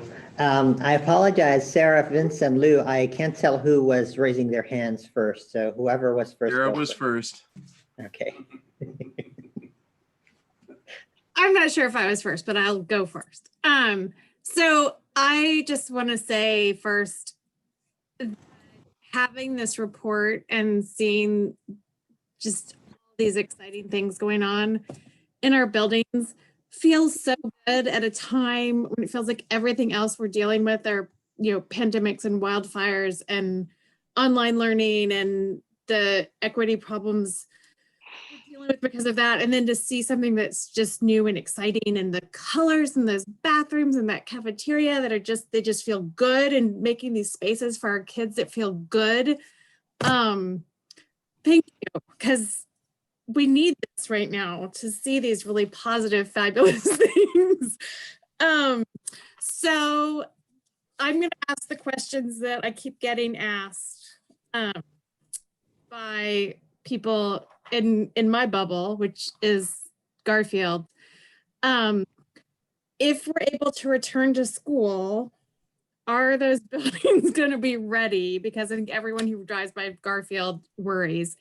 And if we return to school, we saw news this recently about the importance of air circulation. Are we going to be able to ensure that in all those modulars, we are creating an environment that is safe for our kids to return to?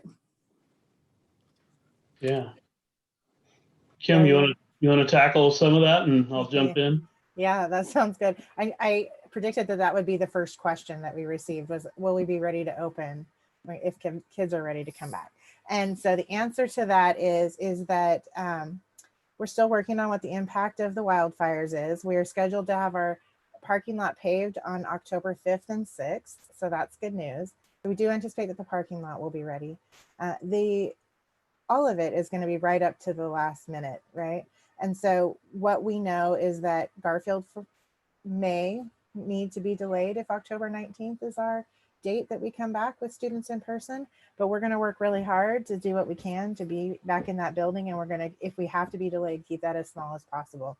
I can't commit to a date right now because we're still working through those impacts, and the Pacific Power wild card of when we can get power back is really a big variable for us, because there's things that have to be in place to occupy the building, which includes fire alarm systems and the intercoms and phones and life safety, as well as of utmost importance right now is Wi-Fi in the building. And so we need to make sure all those things are in place, and it's all contingent on power in the building.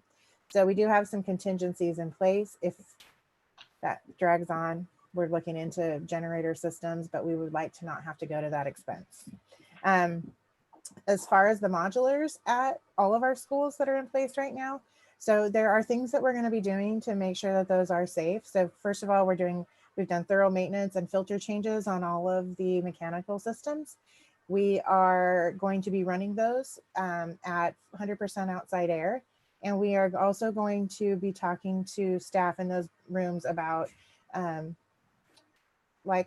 all of our modulars, we recommend keeping some windows open also. And so, yes, they will be safe. We will have the ventilation that we need to be safe. And the other schools are all going to be ready without any delay to open up. Sheldon Steam Lab won't be open until November 2nd, but that's on target with what we had planned all along. So I anticipate that we'll make it work. To address the question about neighbors driving by Garfield and wondering how on earth can they be ready, that admin wing will not look ready for a while. But the good news is there's a temporary office installed just to the east of that. They've taken up a couple classrooms and renovated those into a temp office, and Lee and Claudia inspected those the other day, and they were pretty happy. I think in fact, I think I heard them say it was an improvement over their previous office. So They did say that. yeah. And just as a reminder for the board and for anybody who's watching is that we will have construction happening in Garfield during the school year. So they are working to build a temporary barrier between the construction zones and the student zones. And that will all be in place well before we have any students or staff in the building. Yeah. Awesome. you Who's so next, much. Vince or who's next, Vince or Lou? I'll let Lou go. All right. You were next, Vance. Okay, I'll go. So I sent you guys a bunch of questions about, you know, the cost impacts of fires and scheduling impacts of fires. And so I know you can't answer that question, but my top question that I have is, when do we get the webcams? They are on the website right now. They are. I looked around for them and I couldn't find them when I was reading my packet. So can we get the links? Yeah, or I'll send you the links. I'll email out to send them to Ryan to send out to the school board. And then I have one nerdy question, and this one's for Dale. So you put a picture of a mock-up at Lincoln, you know, steel mock-up on a concrete slab, and I'm just curious, how are those mock-ups used? I'm not familiar with the practice. Well, I'll describe it briefly. The mock-up started with a concrete slab, and that slab was polished with 3 different grits of polish. And that allowed the district and the architects to select which one they wanted to put into the final building.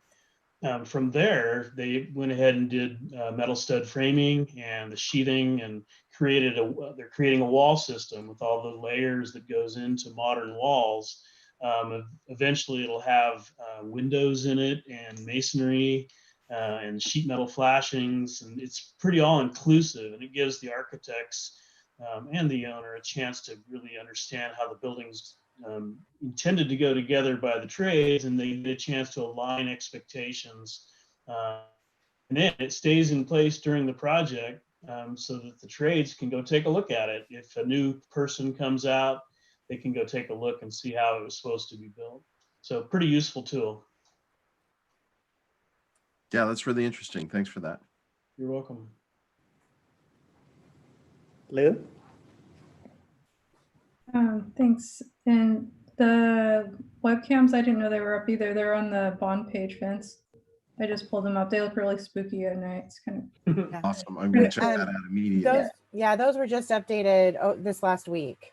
Okay. So yeah, check out the bond website because there are some changes that I think are improvements. Yeah, and it's right on the top, so that's really helpful. That way people don't have to dig to look for them. So thanks for putting them right up there towards the top.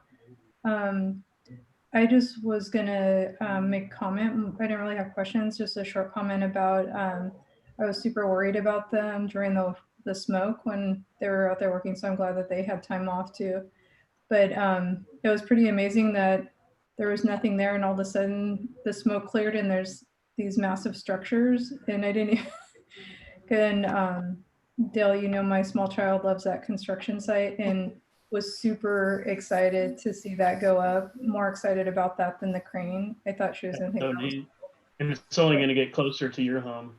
Yeah, so it's pretty cool to see that keep going, and exciting for kids in the neighborhoods to be able to see their future school going up. And I just wanted to say thanks for the update, and everything looks awesome, and glad the workers had some time off too. Yeah, thank you. But it was like the big building emerged out of the smoke almost, or the frame anyways. It's amazing. That's all. Thanks. Awesome. Thank you, Lou. Next to Reese, and I want to give Jay an opportunity because I think you might be participating over the phone. If you would like to participate right after Therese, if you have a question. So Therese. Thanks, Sammy. So I have a question about the parking lot for Garfield. So I'm trying to remember our conversations about how that was going to be laid out. And I thought, and maybe this is old, maybe we already discussed that it wasn't going to be this way. I thought that it was going to, that the entrance is going to line up with 12th Street. No. No? Was that discussed and decided that it wasn't going to happen? Maybe I'm confounding the neighborhood association. There was a lengthy conversation at the neighborhood association about what a bad idea that was. We have lots of iterations on that conversation and a lot of iterations of the parking lot design. But ultimately, we determined that it wouldn't be a good flow to the parking lot to be able to get both the entrance and the exit off of Garfield if we were going to align with 12th Street. Okay. Well, anyway, I couldn't really remember where it landed. And then the other day when they were out there working on it, my neighbor said, "Oh, I see they've made a decision not to do this. That's smart." And I was like, "Oh, yeah, I forgot about that conversation. Huh. Well, I'm pretty sure that they didn't make a mistake. So if they put it there, that's because that's where they wanted it to go." But so I think my neighborhood association was just lagging behind on where that conversation had ended. So anyway, my only other question is, so did COVID and the closure and the not having people in the school, did that give us a jump on any of the projects timeline at Garfield, or was our timeline unchanged by the lack of people in the building last spring? Yeah. They were able to get us a jump start on several projects because of the school closures, and they did take advantage of that. In some respects, it helped mitigate challenges caused by COVID. There were a few material supply impacts, manufacturers that got affected, and so things were showing up late. It was kind of an interesting time. I would say that a little time was gained by that, that early start, but not a tremendous impact. Okay. All right. Well, it's exciting to watch, and each day we get excited to see some new visible change. So we're really, really looking forward to when the new edition, the work on that is more visible. So that will be an exciting day for us. Thank you.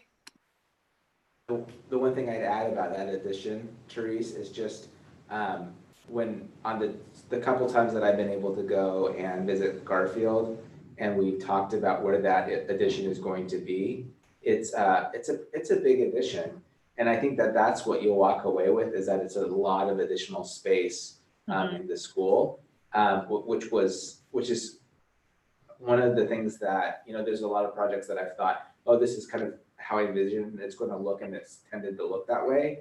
But that amount of space is something that every time I go there, I think, yeah, this is definitely different, and more improvements than I had anticipated there. So it's going to be really.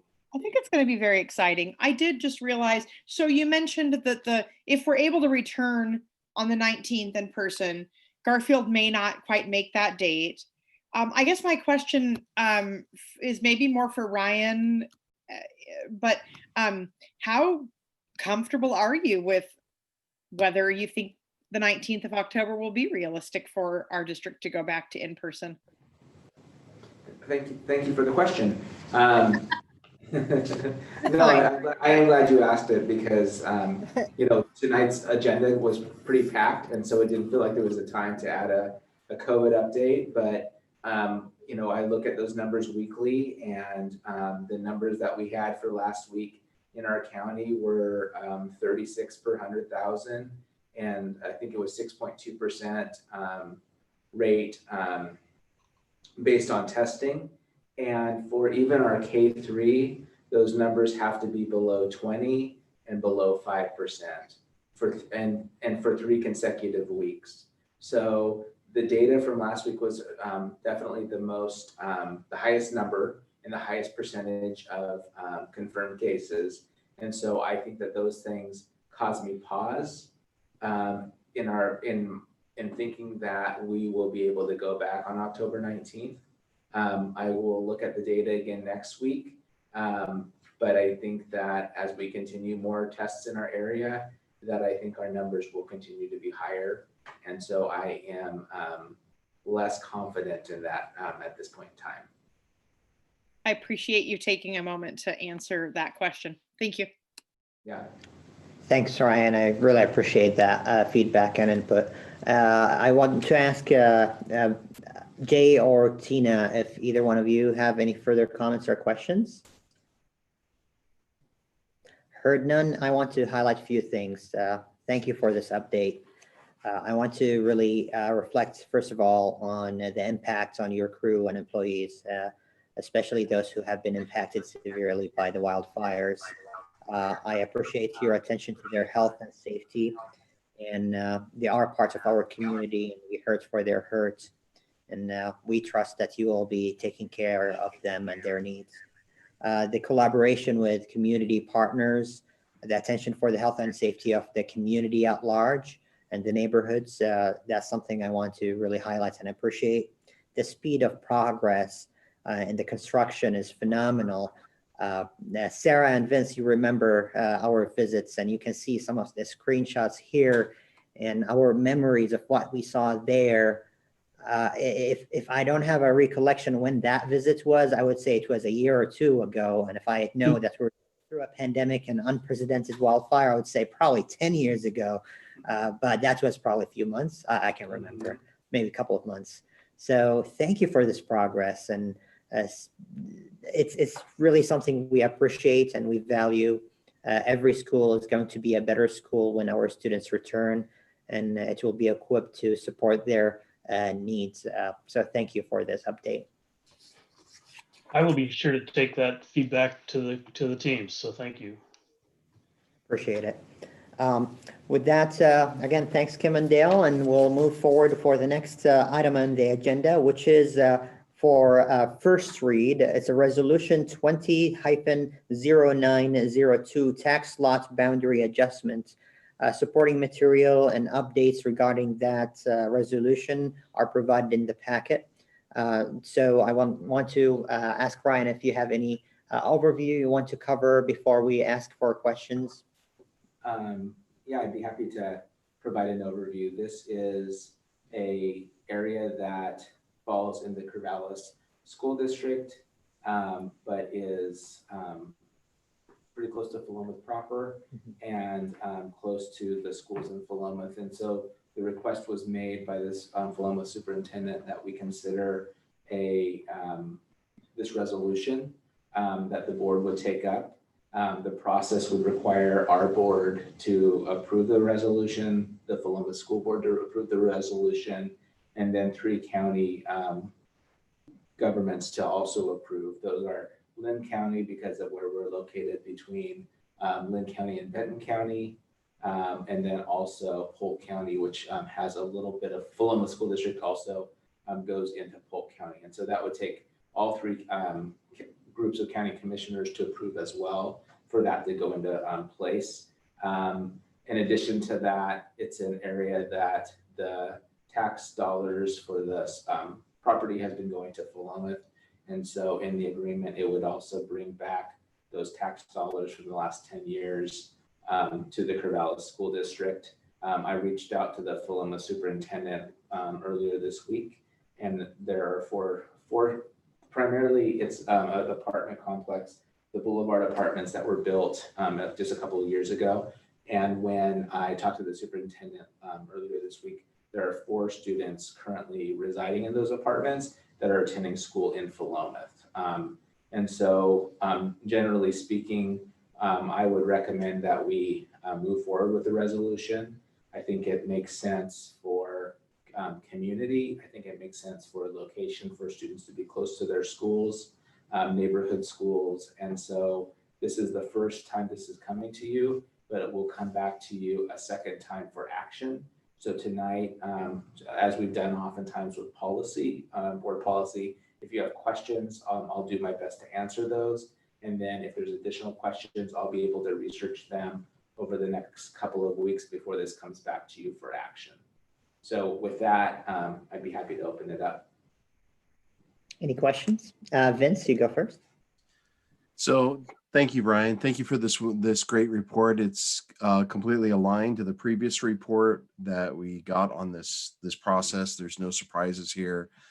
This just looks like the next step. So yeah, great doing that. My only question is, under the law that was cited, there's equitable division of assets. I'm just curious, how will those assets be revested back to the district? is that going to be a lump sum? I know in the previous discussion that there was some, there might be some difficulty in getting those funds or some friction there in that transaction. I'm just curious how that's going to be resolved.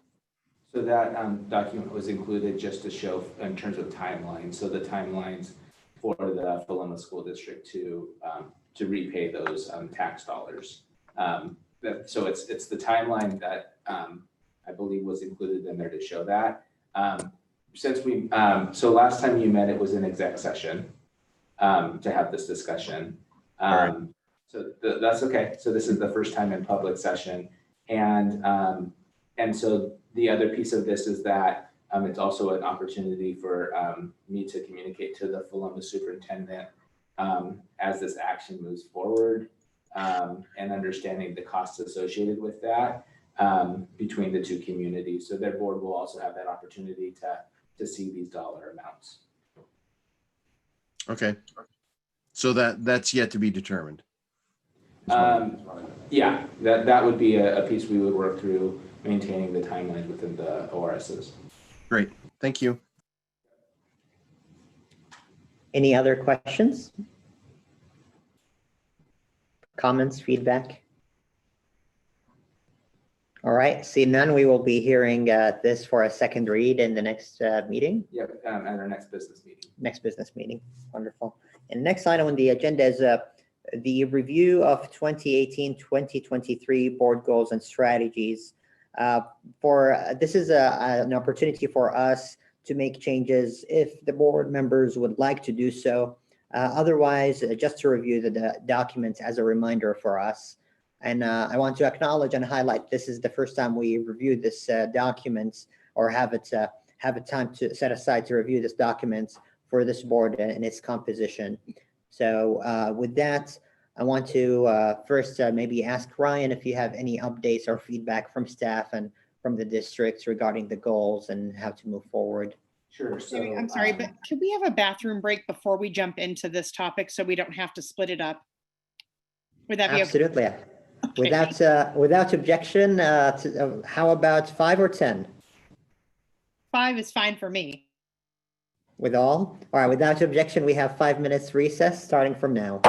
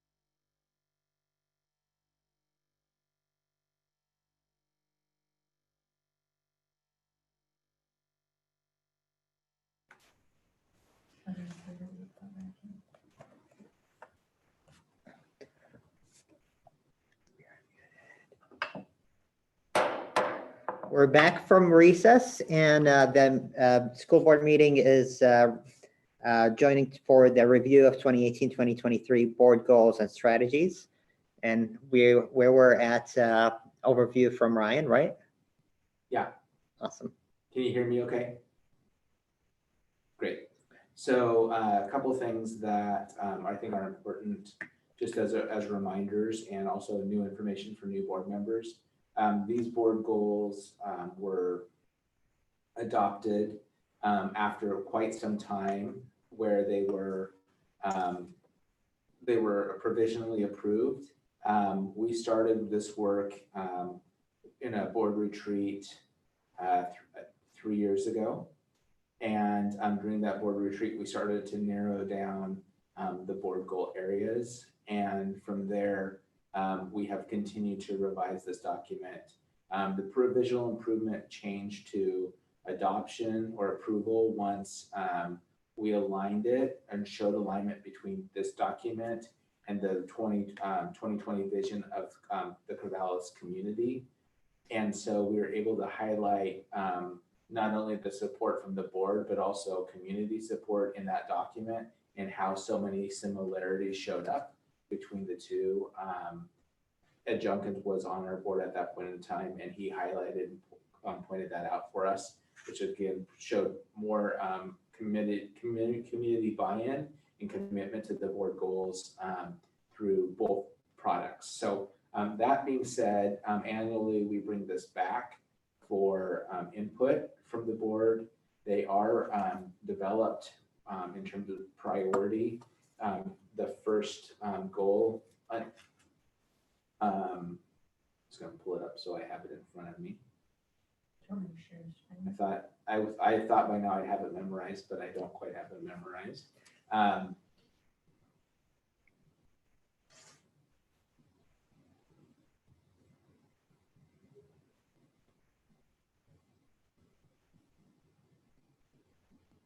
So as an example, under health and wellness, the conversation had been that strategy 1, support and enhance programs that promote student mental wellness and safety. That was prioritized above physical health. And we had some data related to student survey data that helped us to identify that as a need that needed to be prioritized. In addition to that, we had a long conversation around our equitable systems goal. Each one of our goals has language around that race, culture, socioeconomic status, language, ability, gender, or sexual orientation does not predict or predetermine success in school. That's in each one of the goals. However, we still felt that it was important, or the board felt it was important, to call out equitable systems so that communities recognized that in our priorities. So that was another decision that was made. So as you look at the document, the things to keep in mind is that there's an equitable systems goal, but outcomes shouldn't be predetermined, is called out in each one of our goals, which is a component of our equity work, and that there's a prioritization from 1, 2, 4, or 5 on each one of the strategies, one being the primary, and then also recognizing that we have used this document really consistently over time. Staff tend to know these goal areas based on conversations we've had over the last several years. Also, it's a tool that we use. Last year when we worked with Kristen and OSBA, we really focused on mental health. And one of the reasons for that focus was based on this document and identifying that ongoing need around mental health for students. So it's a really important tool that we use. It's also tied to my evaluation and my success in my role. And so I think it's just important that we come back to it on an annual basis and have conversations about it, making sure that it still aligns, and where it doesn't align or modifications need to happen, those are taken into account. So I think that that's a pretty good summary of where we are right now. And I just thought we should open that up for conversation. Thanks, Ryan. We have Tina, Vince, Sarah, and Lou. Let's start with Tina. Yeah, I just want wanted to point out that under each goal, under the student identity, that we have every protected class listed that is a part of our anti-discrimination policy, but gender identity. And I just want to point out that we know outcomes for this population can be affected. And we wouldn't have put in a transgender policy if we didn't think so. And I also want to point out that that we just passed Abby's Act, so that also points out that it's important to recognize this population. And ODE put out a student success plan for the LGBTQ group. So I just wanted to make sure that maybe we could put that gender identity in that student identity. And so, because for the rest of us who, for the folks who don't have that on their forefront, can be reminded as you work through our equity lens. So just to recap what I heard you say, adding gender identity in each one of those goals, along with our other race, culture, socioeconomic status is an important inclusionary piece. Okay. Thank you, Tina. Appreciate that. Is there anything else you want to say? Just to structure things, I think actually it would be good to just get a check-in if there is anyone who wants to speak to this point, adding the gender identity, or are we all in consensus? So anyone who wants to speak to that. Yes, Lou. Maybe putting in gender expression too, since those are different things. Right. Any questions or clarification? All right, thank you. Thank you, Lou. All right, seeing none, we'll go back to the list. And after Tina, I have Vince. Thank you. I have a couple items here, and none of these are for action tonight or for revisions like what Director Baker just did, which I support that change and applaud that, detecting that. No, I wanted to note that I was impressed that the pillars of our equity action plan align very nicely with the strats and under the equitable systems. It's nice to see alignment. It's one of the things that I like most about these goals and how they have been implemented in the district from the board all the way through. So alignment. The other two that I have comments on, and these are not for action tonight. These are big overhauls. One is in health and wellness. You brought up Ed Junkins and his service, and he until he left, he was never satisfied with this goal area. And I think he's right. I think, I think we captured our intent. I don't think we did it as skillfully as we could. And I think that we, next year, or I think that we should take a look at this goal area, engage partners in the community, engage our experts in our own organization, and take a very, hard look at this and refine this language, retarget the goal to be more focused on the outcomes that we're looking for. The other is that I had comments on, and this is long-range facilities planning. We are now, we're approaching halfway through our bond process. The community is changing, although we're in the middle of a pandemic, so it's hard to tell right now, but we do have an urban renewal plan in place in South Corvallis. So the community is going to be changing in the long run. So I think, looking at these, we've done a really good job communicating the needs for improved infrastructure and facilities for the Corvallis community in the current bond project. We did a great job. The district did an outstanding job of doing that. But I think we need to rethink this. Where are we in our bond cycle, in our long range facilities planning? And that's a 2-3 year out process. So just bringing those up for consideration for the board. So one thing I just want to highlight that the health and wellness component is something that I'll put down in future agenda topics. So we maintain that to come back to it later. Thank you, Ryan. Wonderful. Thank you, Vince. And same thing, is there anything from Vince's comments that any of the board members want to speak to? Yes, Sarah. What Vince said was pretty much exactly what my comments were going to be, that, you know, we've sort of talked about taking a critical look at that goal, and it's sort of always has gotten shoved off. So we need to think about it. Wonderful. Thank you, Sarah. Anyone else want to speak to what Vince mentioned? Perfect. So next up is Lou. I was gonna just like add into what Vince said, but I knew I was next, so I just didn't raise my hand.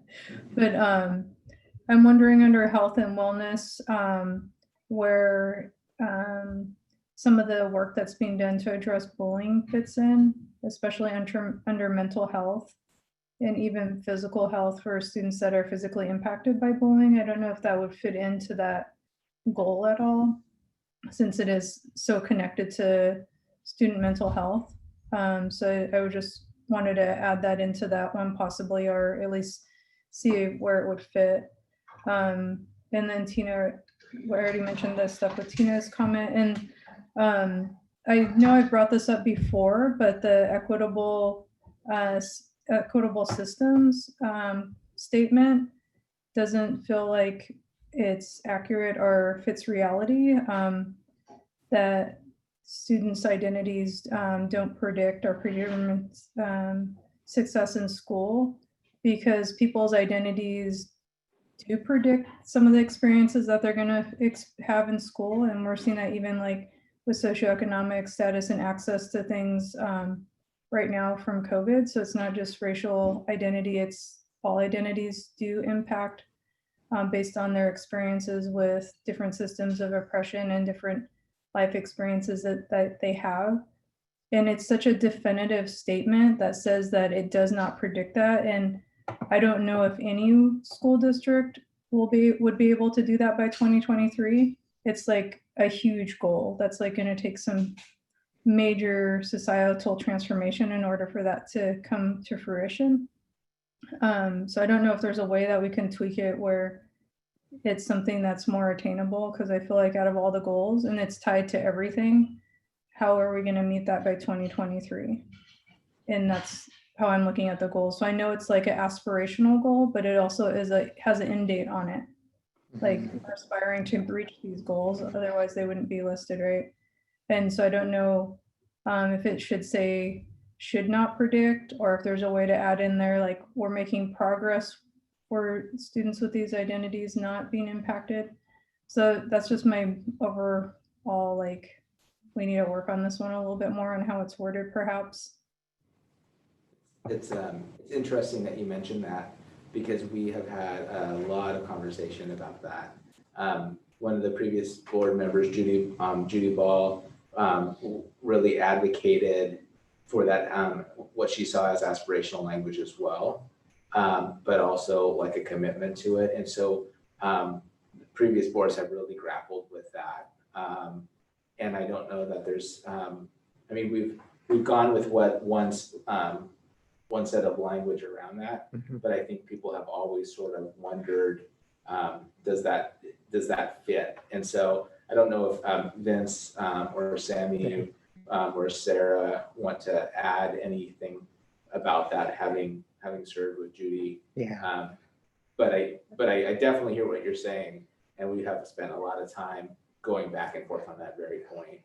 Yeah, if you don't mind, Vince and Sarah, and feel free to follow, but I will channel Judy's assertiveness on this by saying, yeah, the 5 goals with the timeline we have are statements not of truths, but of desired truths that we're committed to. So by that we say, yes, by 2023, we will do everything we can, all the resources we can to make that a reality. And the same way with all students will read grade level text by 3rd grade. That's the benchmark. That's where we want to go. It's not happening now. It's not happening in a couple of months. So, and I really hear you. I've had the same challenge when I try to advocate for a similar structure of goals, and the nonprofit I served, one of the nonprofits I served at, and it was really not comfortable to state things that are not true and actually are factually wrong right now. So probably I will say maybe we need to advocate for a preamble at the beginning of the goals saying this is what those mean. We're not saying this is true as of today. And I don't know if Vince and Sarah want to speak to that as well. Vince?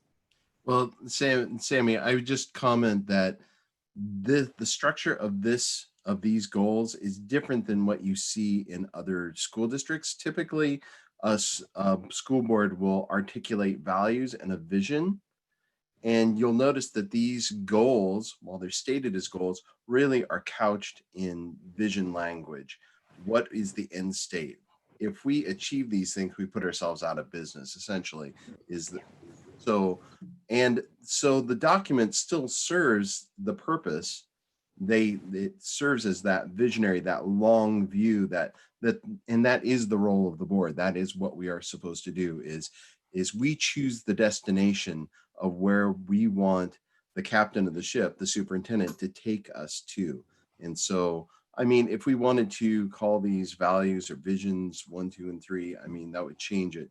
But that was the original intent, is for these to be visionary. But I totally understand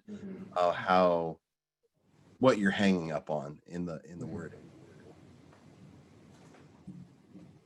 Yeah, and I agree that they're visionary. They're not, but I think where we get hung up is that these are the goals and there is an end date on them. And if we're stating something that is that aspirational, there does seem to be some. It sort of seems like wishful thinking almost. If you say we're by 2023, we're going to have solved this problem. So I don't know how we would solve that. I mean, I think it's a fabulous aspiration and it's something we should definitely keep working towards. But I do think there does need to be an acknowledgement that in 3 years, we probably will not have solved that problem. I appreciate the background and context on that one. I'll be like really transparent about when I first interacted with these goals was not as a member of the school board. It was just as a member of the community. And they were really hurtful actually, because I was like, you're telling me that many of my identities did not impact my personal experience in education, and that my children's education is not impacted by these things when they are, and they feel it very specifically. And mind you, this is when my youngest was having some issues that had to do with gendered violence in school. And it was really frustrating as a parent to see that posted on there several times as something that the district is striving for and believes in. So I just wanted you all to know that it wasn't just from my experience on the school board where I started interacting with that language specifically. And I think it would be naive of us to think I'm alone in that feeling. And I'm sure other people have felt that if they've seen it. So I just wanted to point that out, why I continue to bring that one up, and perhaps we should say should not instead of does not as an alternative wording, is to acknowledge like this is where we're trying to get, or even use that as a guiding, because since it's in every single one, is this a guiding statement for all of our goals instead of it being specifically a goal, if that makes sense. Like equitable systems guide all of our goals and then have it listed. Does that make sense? So that's where I just wanted to share that part of where it's coming from with it, because I think it's important to understand like the context for where I'm bringing this in from. I had something else about it too, but I kind of started rambling and forgot what it was. So hopefully I remember. Thank you. Before I go to Vince, any other board member has a comment on this specific issue? I have my hand up, Sammy. Oh, sorry, I did not see that. Go ahead, Therese. That's okay. I just wanted to Jade. say that I appreciate and I'd like to affirm Director Whitebear's comments. This goal has been challenging for us as a board, and certainly the history of it, the context helps to some extent, but the general person walking around in our community, certainly the students in our school district, and by and large, most of the parents are not privy to, nor will they be interested to track down the origin of that particular goal and the way that it came about in order to contextualize it. So I think we have some responsibility as a board to make that goal more accessible. And this was my challenge with it. And I know, I mean, we had extensive and multiple rounds of conversations. So I don't in any way want to, belittle the process that we went through as a board, but to say that we unanimously agreed that this was the best way to construct the goal, I think that's an overstatement. I think we reached a point where we simply had to go forward, and this is what we landed on. And so I would strongly support and participate in revisiting this goal to bring it in alignment with various pieces, certainly what is actually attainable and measurable. My concern then and my concern now is when you have a goal that is aspirational and you don't name it as one that you don't intend to actually satisfy, you run the risk of messaging to the community the belief that you've achieved that. Every time we review ourselves as a board, we run the risk of messaging to the community that we think we are being successful in this area. And it's not that we aren't making progress or that we don't have micro scale successes. We do.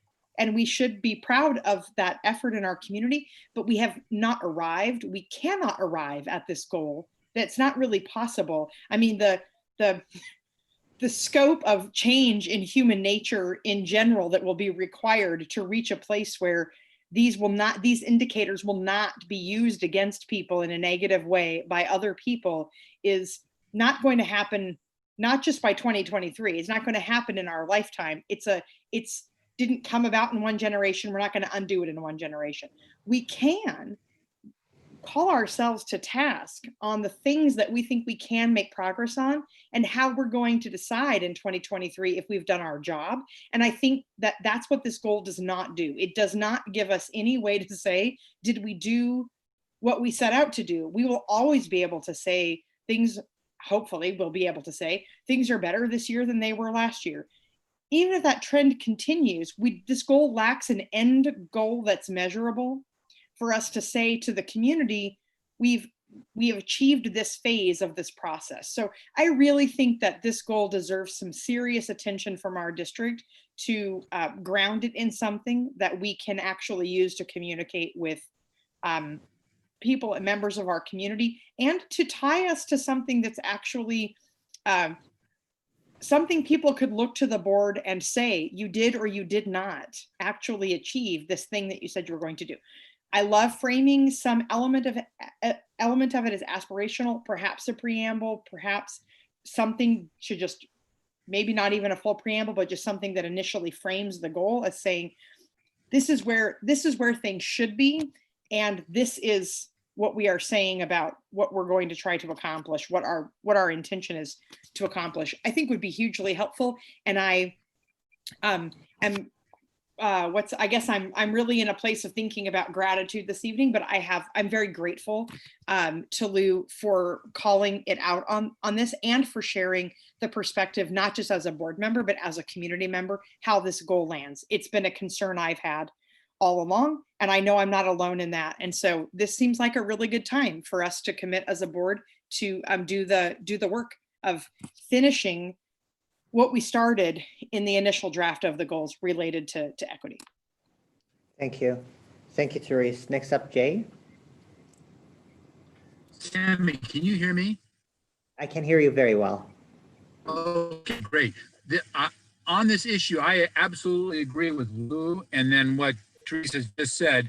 Just wanted to affirm that we worked hard at wordsmithing and being bold, and maybe we went a little too hard on ourselves or unrealistic, and it doesn't communicate, I think, like Lou has said, a very positive or reality check. So I agree with what they've said. Appreciate that. Any further comments on Lou's points? Thank you. Oh, Vince, yeah, sorry, Vince, go ahead. And then, okay.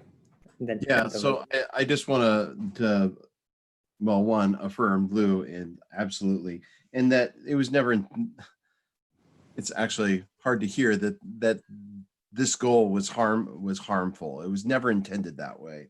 But of course, such is the nature of living in privilege, is that you don't realize that you're being harmful. I would suggest that for immediate action that we should change does to should, you know, just to address the issue that Lou has brought up.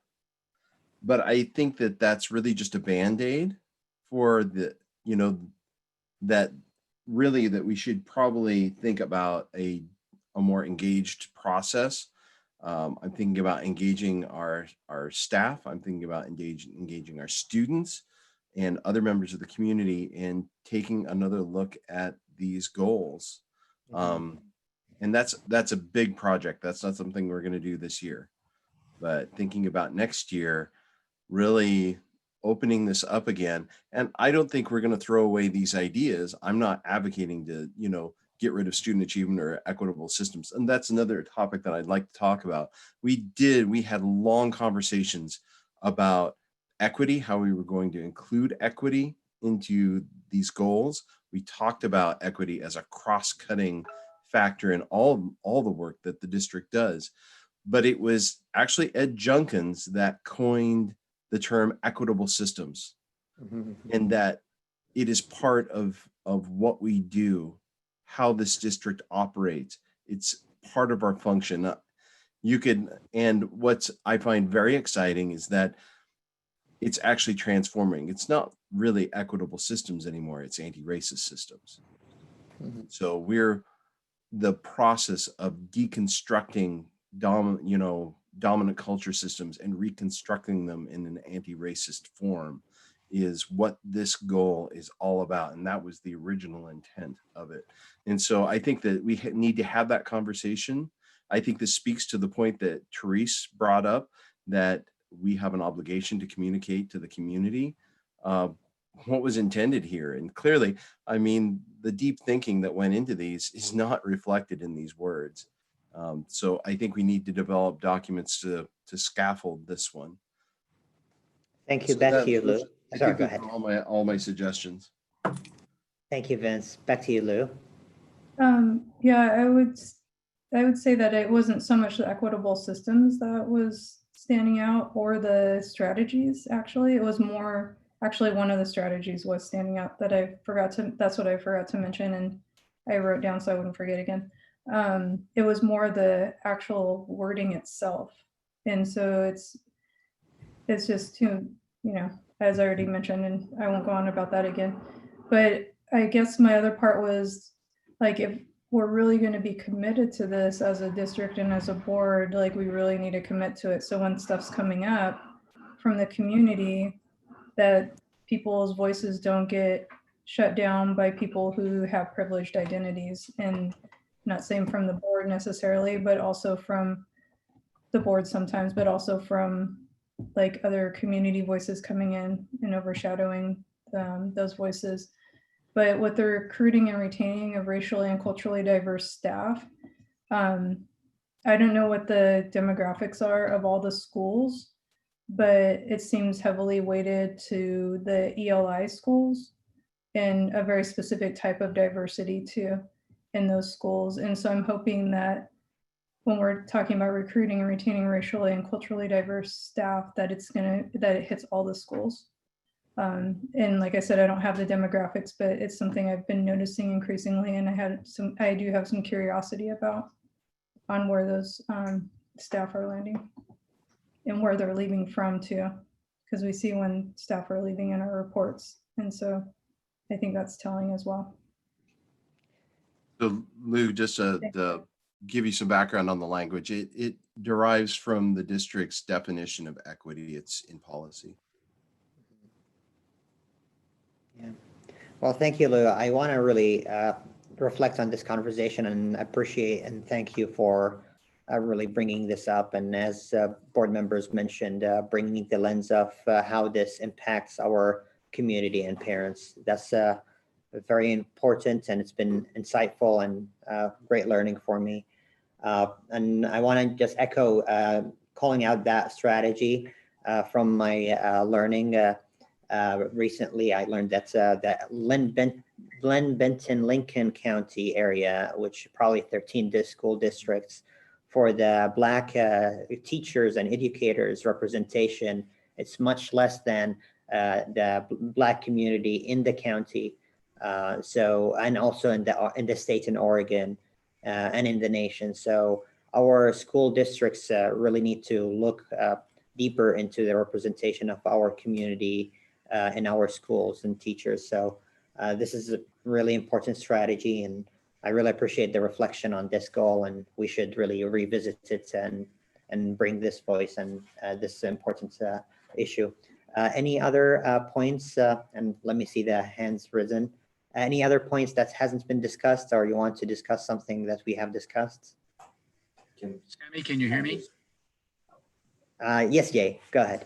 I have one thought on this and then one thought on student achievement. Having listened earlier about communication and the board's role and how difficult that is, the second item, I would add in goal 2, a 2A or a 2B item that says increasing and supporting school staff and administrative voice, empowerment, and leadership in our school regarding equitable systems. And the reason is that as we listen to how in the world we can do better at some of this, to me, if we don't have stuff bubbling up from student voice, also staff and principal voice, we won't know what's wrong nearly as well as we could. And we can go out and try to have meetings and be more attentive ourselves as a board, but I think we can also build on Ryan's style of being in the building so that he can listen, but also directing staff and school leadership to have power and voice in this area.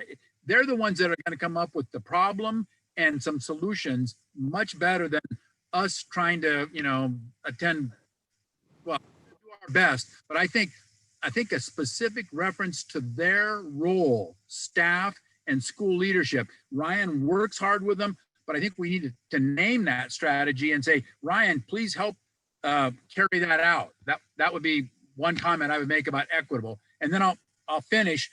I don't know, do we need to say something in these strategies given COVID? I can't imagine that if everything from assessing, monitoring, reading to student health, if there's something in there about how we take on this unbelievably major impact to our schools over the next 2 to 3 years. It's not going to just go away when we start school again in late October or whatever, and it's whatever way. So to me, it's like we've ignored maybe the most or one of the biggest giant impacts on our kids called the COVID problem, and it's not in any strategy. So I'm just throwing out, does it need to be in there somewhere? And I don't have any specifics. Okay, thank you. Brian, you have. Jay, can you repeat the language that you shared? Yeah, so on the equitable systems, I would use the line 2, but I would make it a separate one saying increase and support school staff and administrative voice, empowerment, and leadership in our school, blah, blah, blah. So in other words, you're asking not just student voice to step up and help us with equitable issues, but you're directing as a strategy staff and admin that it's your job to be forward on this. We can't do it on our own by a mile. We've got to hear from the trenches. Mm-hmm. Thanks. Thank you, Jay.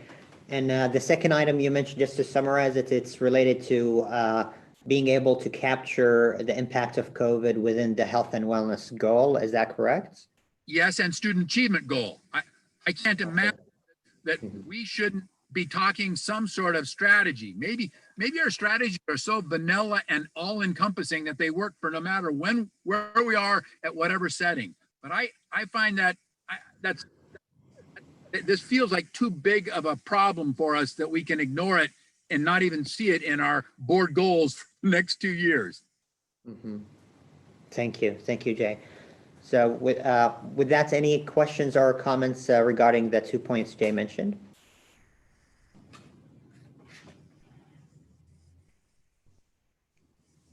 Yes, Vince.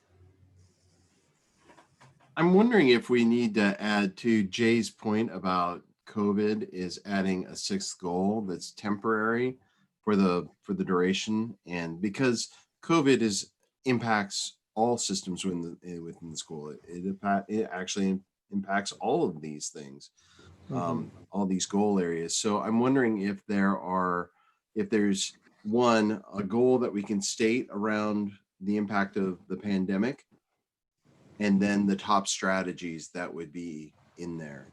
And I would welcome, and staff and the superintendent have done much of this work already. They have built an operational blueprint. They're in compliance with state guidelines. They know how they're responding to this. I'm wondering if we could get a response from staff, and maybe that will help the board align. So it would be something that would sit on top of the operational blueprint, essentially. Yeah. Jay, am I capturing your intent? Yes. I think it could be a separate piece that kind of captures about 3 or 4 major strategies that we know we need to do, but Ryan knows better and his staff knows better. So we better be listening hard. Yeah.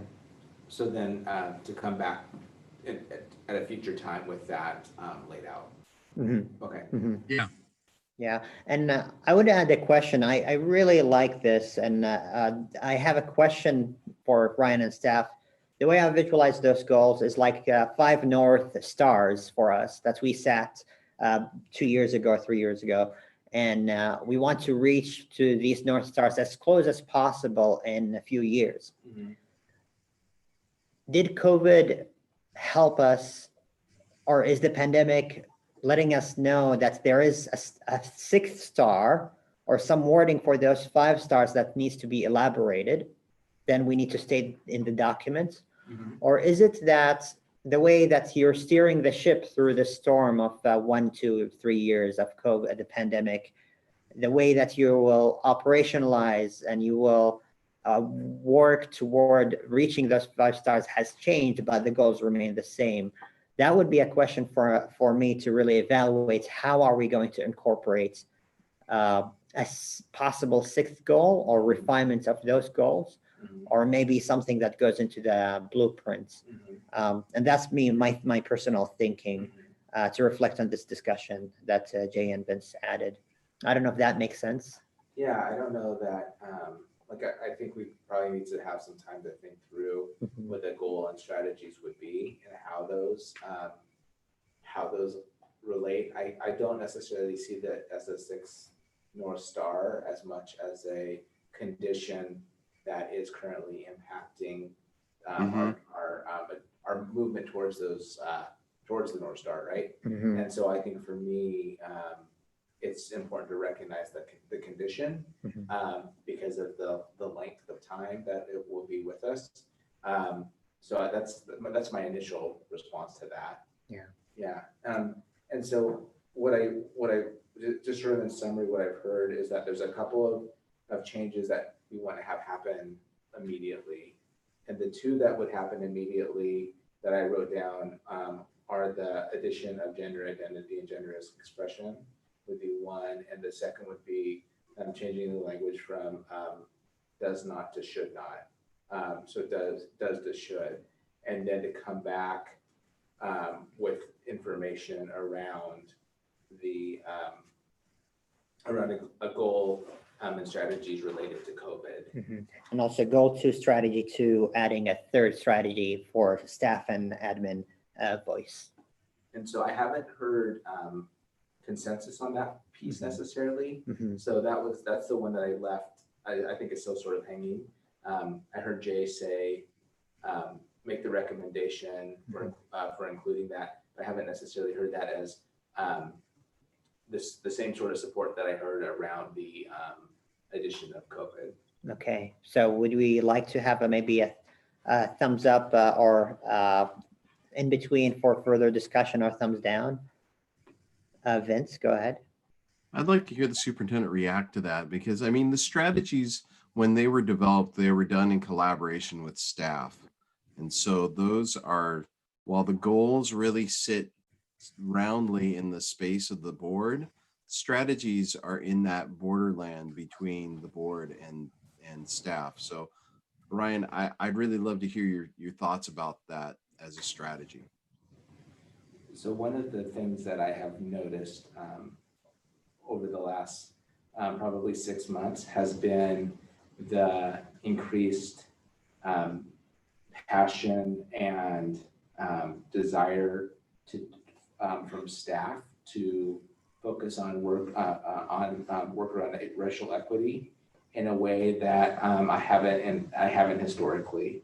And so what I like about the idea is that, in fact, it came up in our leadership meeting on Tuesday from a couple of principals are engaged in the book study that Jermaine was talking about, and just how systems and programs and just our schools evolve more quickly when it is when it's something that staff desire, like the staff in the schools really are working on and have a lot of fire and passion around. And so I feel like I'm hearing that, and I've also been wrestling with how do I support that work, and how do I continue to basically just remove barriers so that work continues, because I feel like in a lot of cases that's my role in situations like that. So I don't know about the specific language that Jay proposed, but generally speaking, I feel like this is a time where that work is really important, crucial, and there's a lot of momentum. And so I want to be able to support that momentum.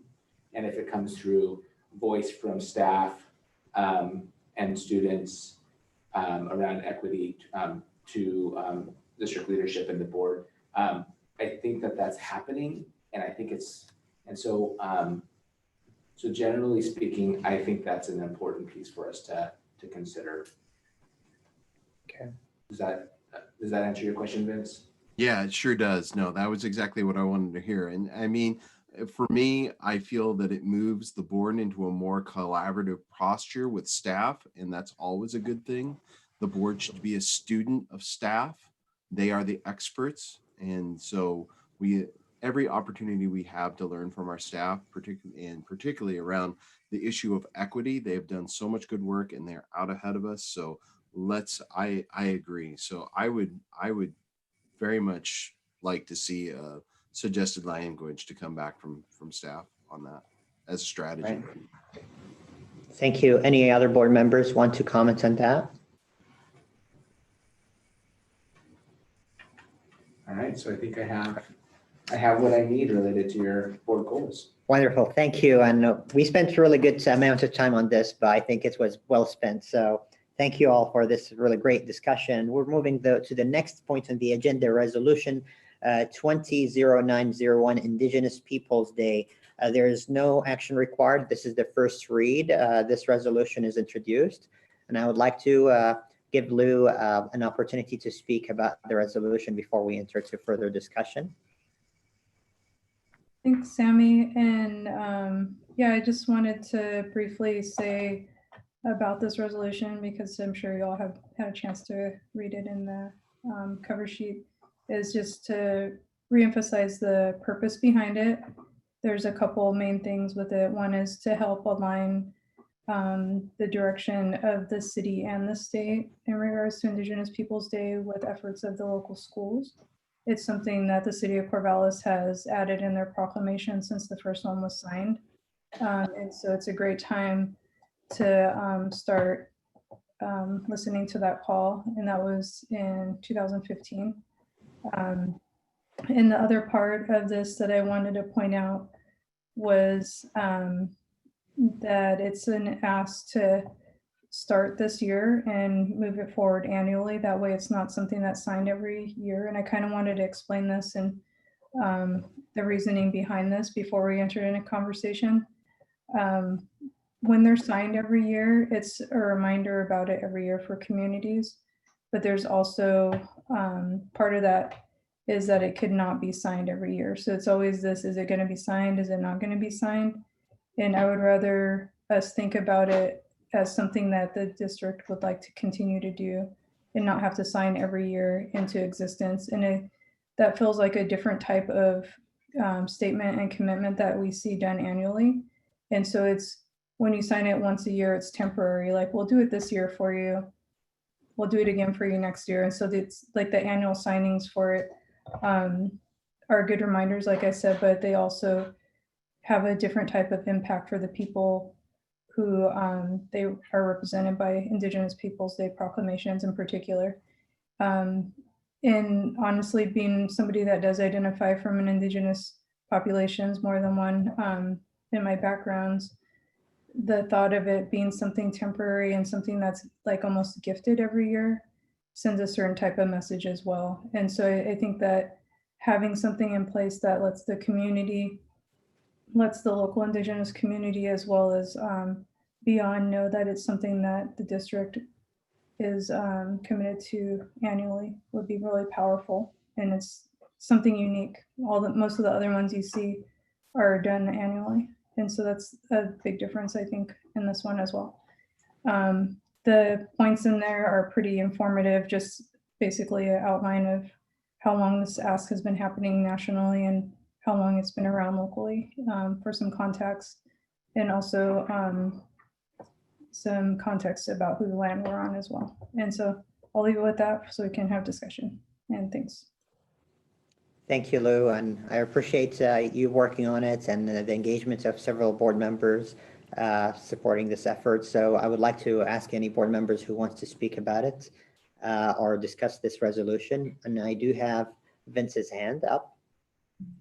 So I would just like to thank Director Whitebear for her leadership in bringing this resolution forward, and I look forward to voting yes on the motion to approve it. Thanks, Vince. Sarah? Yeah, I just also want to express my gratitude to Lou for bringing this forward. I think it's an important thing for us to do. I think this is one of those areas where our kids are ahead of adults in the room a lot of times. And so to be able to sort of bring ourselves to where they are, I think is a good thing from what I hear from students about Indigenous Peoples Day. And so I think it's a really valuable thing for Lou to have brought this forward. And I think it's an important thing for all of our kids and to support the way that they're learning about history and about who's represented in it. So thank you. Thank you, Sarah. Jay, you're up next. I agree with what's been said. Thank you, Lou. I think it's an important perspective that we've not always reminded ourselves of. And so thank you for bringing it forward. Thank you, Jay. Appreciate it. Any further comments? Can I say one more thing too? Certainly, Lou. Yeah, and I really wanted to thank Tina and Therese too for helping work on this resolution too. And take a look at it and have conversations about it and the impact it can have. So just wanted to make sure to thank them as well. Absolutely. Any further comments? Well, you have my full support, and it would be an honor to vote together on this resolution. And I do hope for future boards and the school district staff and students to make sure we recognize this day in perpetuity because this is an Indigenous land, and we have to acknowledge this every day and every year and never forget that. So I appreciate you, Lou, bringing this, and I really hope this brings systemic changes in how we acknowledge our indigenous people and this indigenous land and the history of how this nation came. So I appreciate your work. Thanks, Sammy. I forgot I did have one more thing. Sorry. Yes, please. I don't know if it's possible to give staff a heads up about this, since that we are voting on this at our next meeting, just so they have a heads up on it if they don't already, because Indigenous People Day is like basically 2 school days after our next meeting. And so I don't know if that's a possibility, just so they know about it. And I'm not saying we're for sure voting yes on it until we actually vote on it, but thanks for the support so far on it from what I've heard. And it's just a suggestion of something that they may want to know about. We can include it in the staff update. Thanks, Ryan. Wonderful. Any further comments from staff, Brian, or feedback about this? No, just looking forward to it. Wonderful. Thank you so much and appreciate it. With that, we'll go, any further comments? With that, we'll go next to, I see Sarah has her hands up from before. Yeah. So next, okay, for the next item on the agenda is consolidated action. And as a reminder, the items under this portion of the agenda are for action. And they are budget committee vacancies and Lincoln Elementary School Fortis change order number 1. Does anyone have a question about anything in consolidated action? Vince? Right, I'm trying to find my question. Hold on. No, this is for Lincoln. Disregard. Well, we have Lincoln Elementary School Fortis change order. Is that what you're asking? That wasn't my question. I'm good. Thank you. Sorry. Cool. Any other questions? Sarah? Yeah, this isn't really a question so much as a comment about the vacancies on the budget committee. One of the, we think about systems, and systems have been built by a dominant culture that make it seem inaccessible. I mean, one of the things I think that's a big challenge for things like representation on the school board and for boards associated with the school board is how do you get on those boards? So I don't know what we can do to make sure we're reaching out to some of our underrepresented groups and parents and community members to see if we can expand representation on our, because it's less representative than our school board at this point. Thank you, Sarah, for this comment. Teresa up next.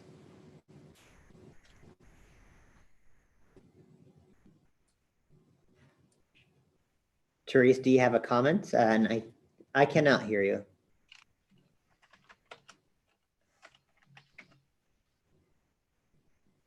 All right, we'll come back to Therese if I think your hand's up, but we cannot hear you.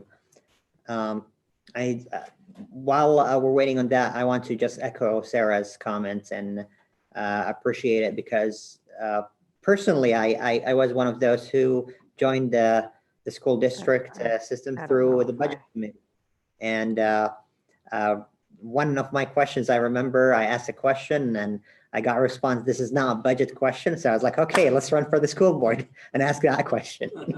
So definitely we need to make sure that there is representation in our budget committee, and we value the diversity through that committee and make sure there's opportunities for those members to maybe apply or run for the school board as well. Teresa, can you hear us? And do you have a comment? Yes, I can. Thank you. I lost my connection for a moment. So forgive me if I'm saying something that already was said. When I lost my connection, we were talking about diversity on and representation on boards. Yes.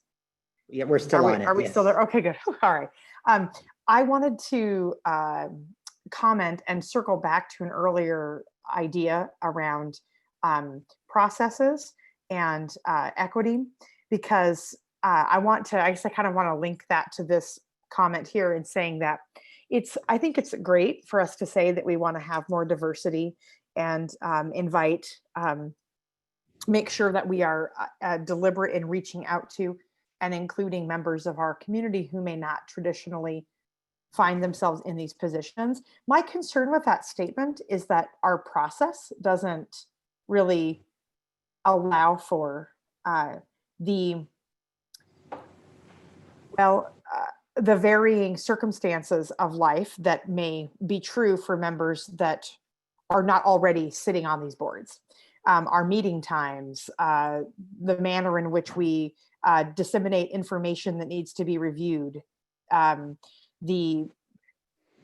to COVID, the expectation that meetings took place in person where we have no childcare, where we have poor, not necessarily reliable translation services for people who aren't sitting in the room, things like that. I would very much love to see the diversity of our boards expand. And I think we just need to be upfront that to do that, we have to overhaul our processes, because our processes, they serve white, middle class, educated families with two parents where someone can stay home and someone else can go out. And it's not a hardship if you need to call off work in the middle of the day to take an emergency phone call. And you don't need any particular extra time or access to get a hold of the things you need to get a hold of to be prepared for a meeting. And so I don't know. I mean, I'm raising the statement. I don't know what that actually looks like. I would love for us to engage in a conversation about what it would mean for us to actually have individuals that work not 9-to-5 jobs, not Monday through Friday, participating in these roles in our community. So that's it. Thank you. Thank you for your comment. Any further questions or comments? See none, I would like to entertain a motion.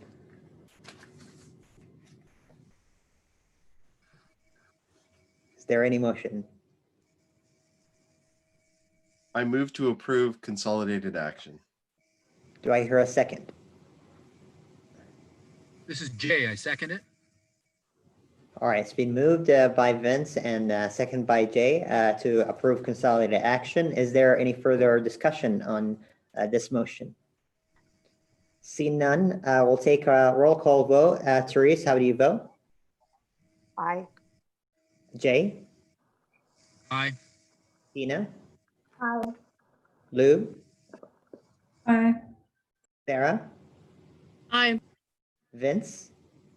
Aye. And I vote aye. Did I miss anyone? All right, passes unanimously. So with that, next item on the agenda, seeing there's no consolidated information, is board member comments. Is there any board members who wish to comment? And Therese, is your hand up for that? See, no, that's No, not. it's So not Sammy. Sarah's next. Yeah, I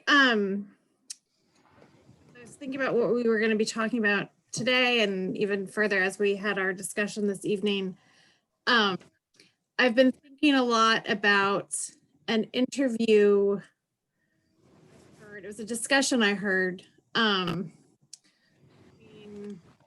woman who has the Amicus web podcast and somebody at the National Constitution Center about Ruth Bader Ginsburg, Justice Ginsburg. And it was actually an interview that was taped before Justice Ginsburg died, but they were discussing the justice. And they talked about her view of law and the Constitution as an embracive law, a law that, a view that expanded the embrace of the values of the Constitution through her work and through both her work as a lawyer and as a Supreme Court justice.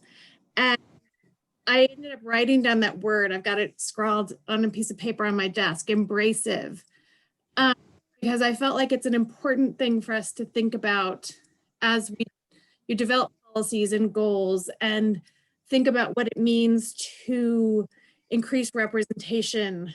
Have these systems that we've built, but what can we do now in our work to make them more embracive as we move forward? And I just, that whole discussion about her was just really inspirational. And that was a thought that stuck with me, and it felt very applicable to the work that we do in a school district, just as it is to her work on the Supreme Court of the United States. The other thought I had was I got to listen in secret, standing out in the hallway, to a discussion today of 5th graders talking about returning to school. And it was very interesting. They were looking at numbers and metrics, looking at where things, when we had met the metrics and did we stay there long enough, and what that meant for 5th graders compared to 3rd graders. And there was this eagerness to return, this sort of resignation, looking at the numbers, and this sort of learning that was happening on sort of the how do you read charts and numbers and what those numbers mean level, but also this opportunity to talk about what those numbers mean for them and their lives and their schools. And I was left feeling like these are just brave kids. I'm gonna cry. This will be the 4th meeting I cried in. These brave kids who were looking at this reality and trying to understand this reality that is so tough. But I was so proud of them. And I'm, this was my limited exposure to what's going on in a classroom. And the care that the teacher was taking, talking to them. And I was just so touched. And I'm sure that that's happening in, at kitchen tables and in, at desks and bedrooms all over the district right now. But yeah, I was just really struck by how brave our kids are being right now. And it was a special moment to get to listen. So I was very appreciative today for online school because I got that window. Thank you, Sarah. You made me cry. Jay? 2 thoughts. One, I think some of you know that I supervise some student teachers. This year I have 5 that are in the district in various buildings. And I'm with Sarah in that I'm touched by how, from the teacher perspective, because my student teachers talk about their a guiding mentor teacher, and that they're really jumping all the way into an adventure that's unbelievable. So hooray, they're working at it really hard, and that's nice news. My second sort of tongue in cheek is that I want to say thank you to Lindsay for helping me communicate with the board. I am in a cornfield vineyard in South Dakota, and I would turn the light on, except it would bother the people next door. And it's so dark out here that you couldn't see me anyway. But I am appreciative of the ability to have a board participation from such a long distance. And it's now 11:32 in my time zone. So thanks a lot. I think I set a personal record. Yes, you did. Unless you count Saudi Arabia at 3 a.m. as a record, Jay. You can have your record and I'll have mine. That's it. That sounds good. Lou, you're next. Yeah, I just had a couple of things. One of them is I wanted to recognize not just the impacts of the pandemic on local students and community members, but the ongoing injustices and the reality of the impact of Breonna Taylor's case has on some of the families in our community. And just really wanted to take a moment for us to recognize that they're also grappling with that on top of the pandemic and everything else going on. And it's hard to find words to even talk about that, but I felt it was important that we recognize that.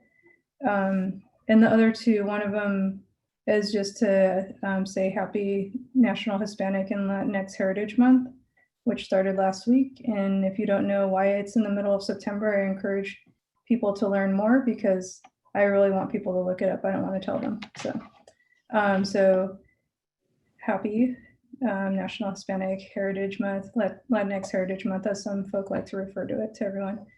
And I also wanted to express some deep gratitude to the tech support for the district. They are doing a lot. I can't even imagine how many calls they've had to have to help students. I was down at Lincoln earlier on the phone with someone forever trying to get one of the apps to load on my child's iPad, which I was grateful that I was able to do that, because that now she can do her schoolwork. But I know they're navigating a lot for families, and want to know them to know how much they're appreciated, not just with things like that, but just all the many calls. So, and the teachers too, helping us navigate, figuring out who to call, when to call, if we should be using email, phone, or whatever app the teachers are using as well. So I just want to appreciate that. Thanks. Thank you, Lou. Ditto. Therese? Thank you, Sammy.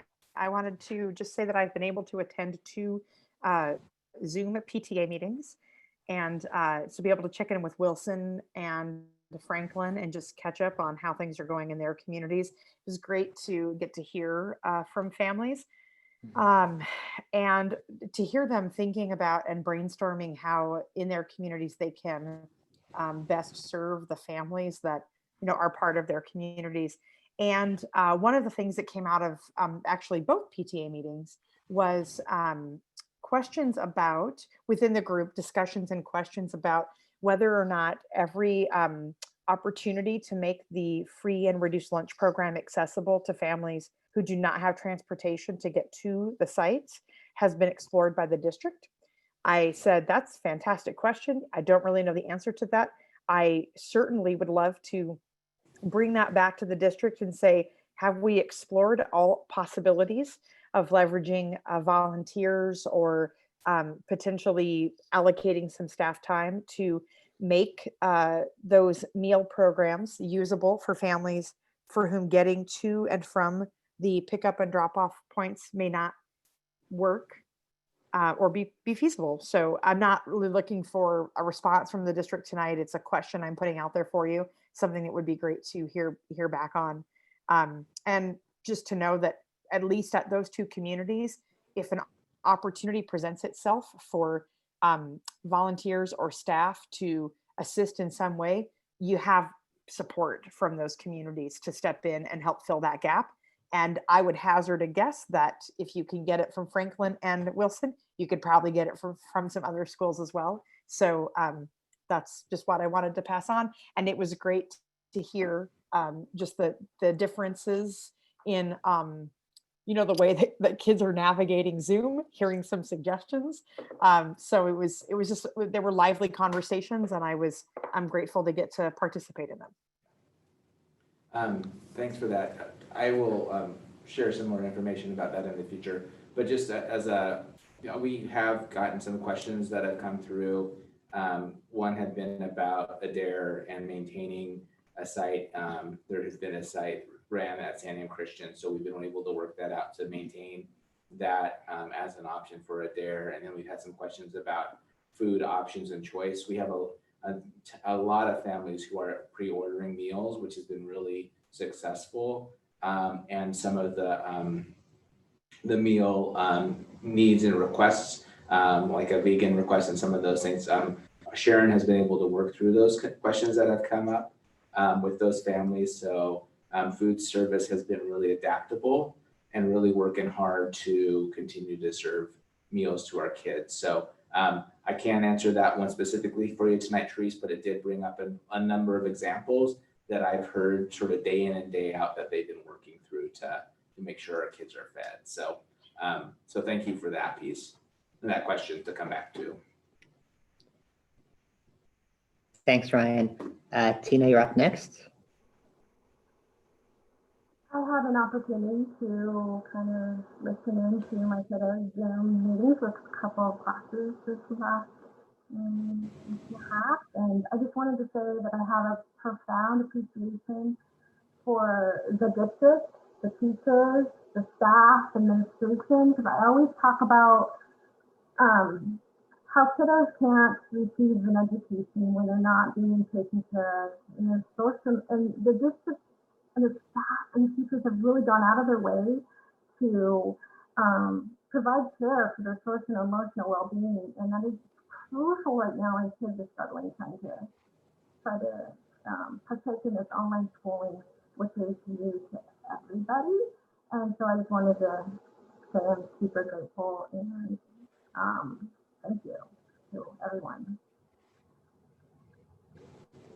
Thanks, Tina. Appreciate it. Any further comments? I see Therese probably from before, or do you have more comments? All right. So with that, I I'm want to. sorry, Sammy. I can't retain that information to remember to put my hand down. It's okay.